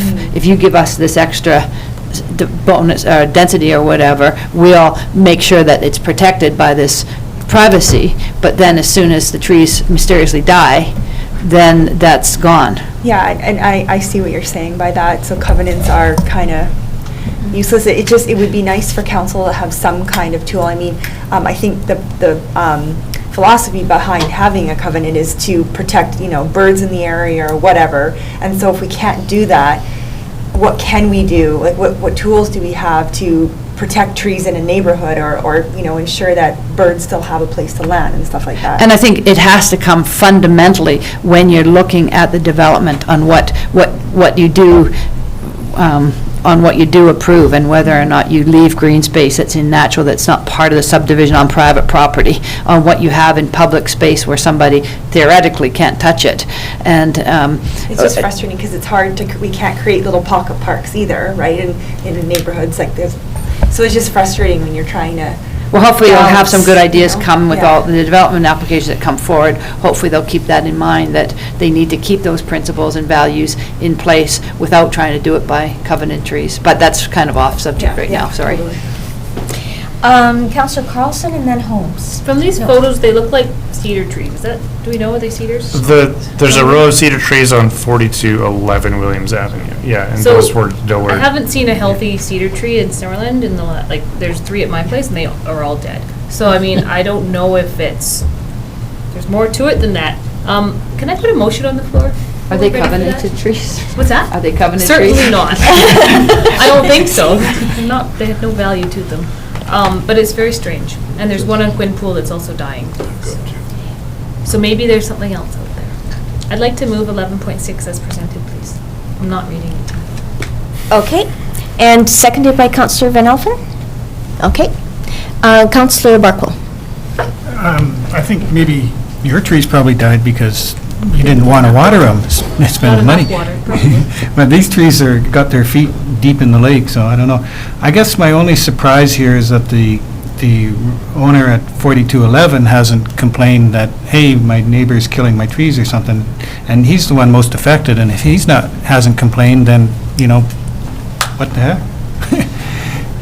They're all on his property. It used to be a nice green row of trees that would protect his property from the neighbor's driveway, and it's hard to believe that they drowned, but whatever. Anybody else like to speak to the motion? Okay, I will call a question then. All those in favor? Oops. Opposed? None? Carried. 11.7, Summerland Golf and Country Club lease, CAO. And we'll also have Mr. Deniger start this one out. So this has come to council as a request from the Summerland Golf Society. The reason for this request is they have some financing they would like to do to build a new clubhouse.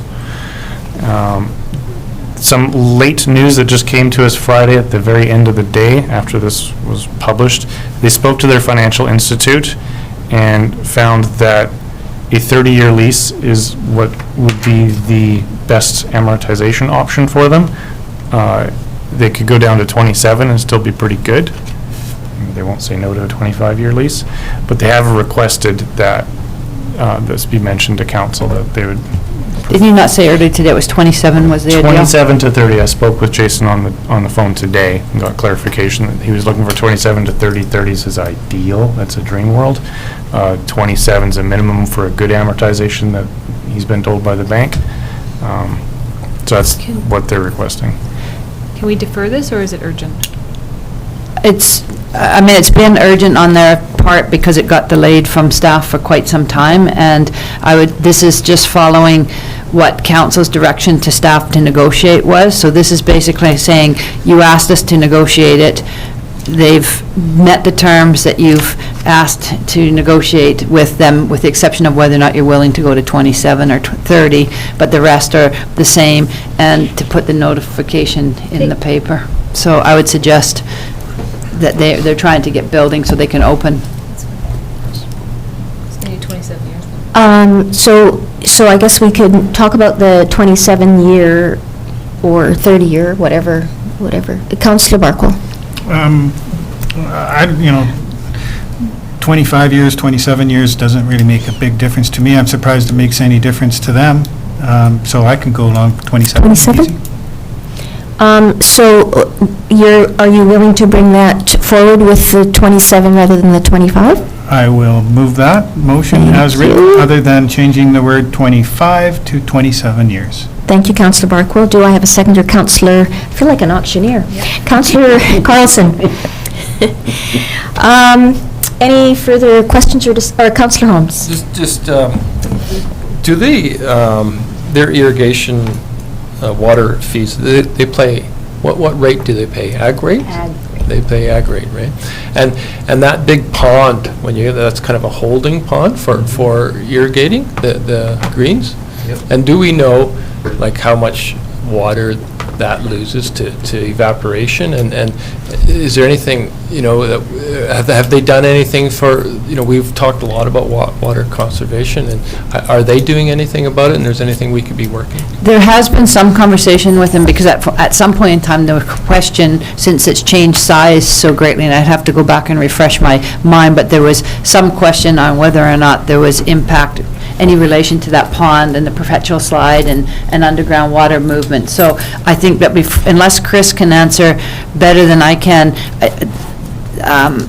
there was work being done with them to try to get them to do some monitoring, but we'd have to double check with them to see if they are. Yeah, nothing further at this point. That you know, or that they're doing? That I know of. Yeah, so we can definitely follow that up and find out if they're doing more work with that. Because there was something in my memory, Councillor Barkwell knows. I thought, and don't quote me on this, but I thought they lined the pond to so they would use less water. There is something, that's what I'm remembering, is there's something to do with that, but I need to get those facts for you. Councillor Van Elfen? And don't quote me on this either. I believe they top up those ponds at non-demand type times and then utilize that water when they need it, but then they're not taking it on demand times. So I believe that's part of their I can confirm that the ponds were actually created as part of a request from the district for the issue of pressure for agricultural water in the area. So yes. Thanks.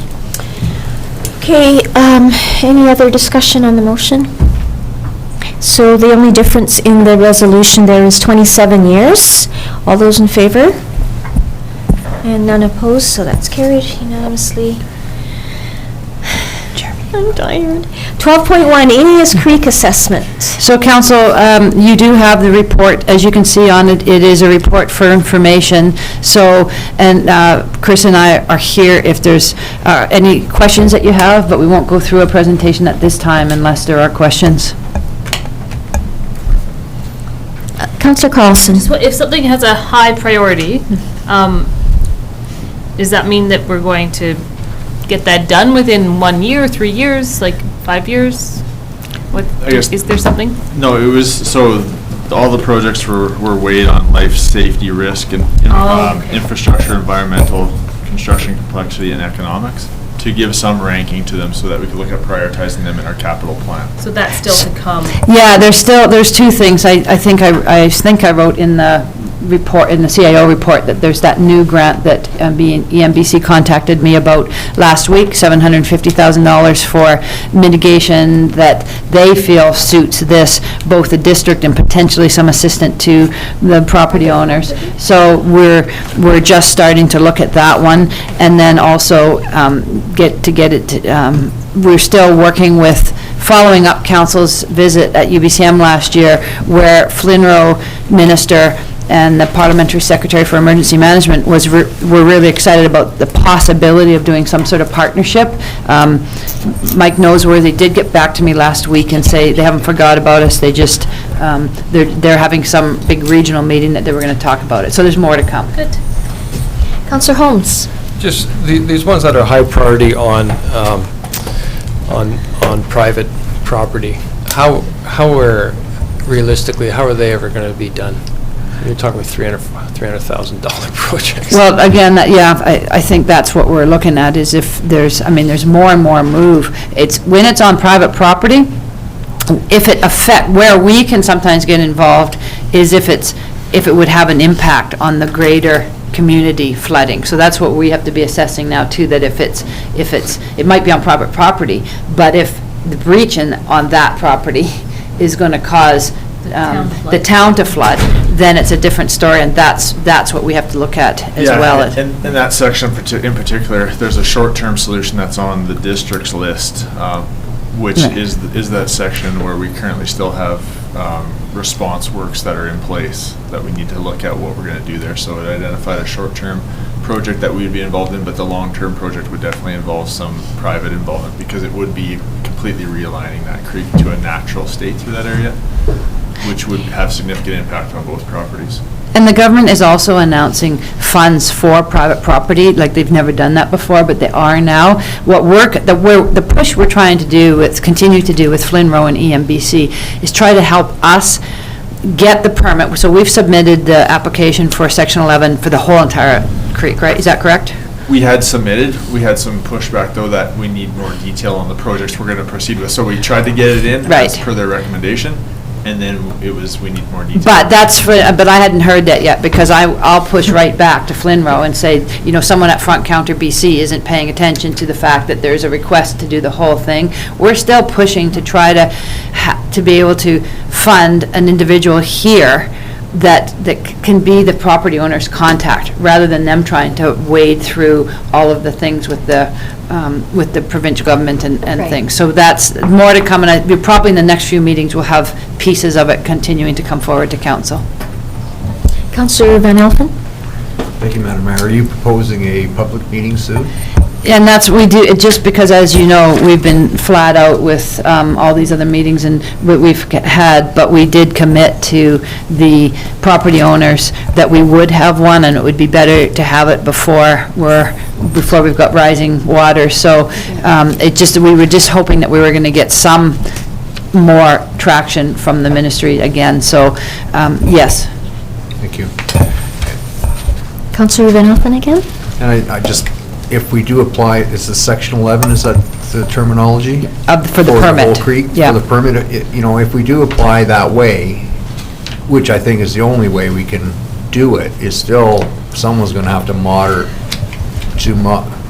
monitor what's going on, because I could do tons of work, but if my neighbor to the south decides not to do anything, I've wasted my time and my money. That's exactly their concern. That's why we've got this vision that if we could have an individual, a professional that was here, that a homeowner could come and bring their plan, and they would have all the information. They'd be able to see it, they'd be able to go on site, they'd be able to get the plan, maybe even meet with the neighbors downstream, et cetera. So it really seems like a logical thing to do to accommodate all these people that do want to do their own work. Thank you. Without destroying the entire creek. Right. Any other questions? Okay, could I have someone bring forward the motion to receive the report for information? Councillor Carlson, Councillor Van Elfen, all in favor?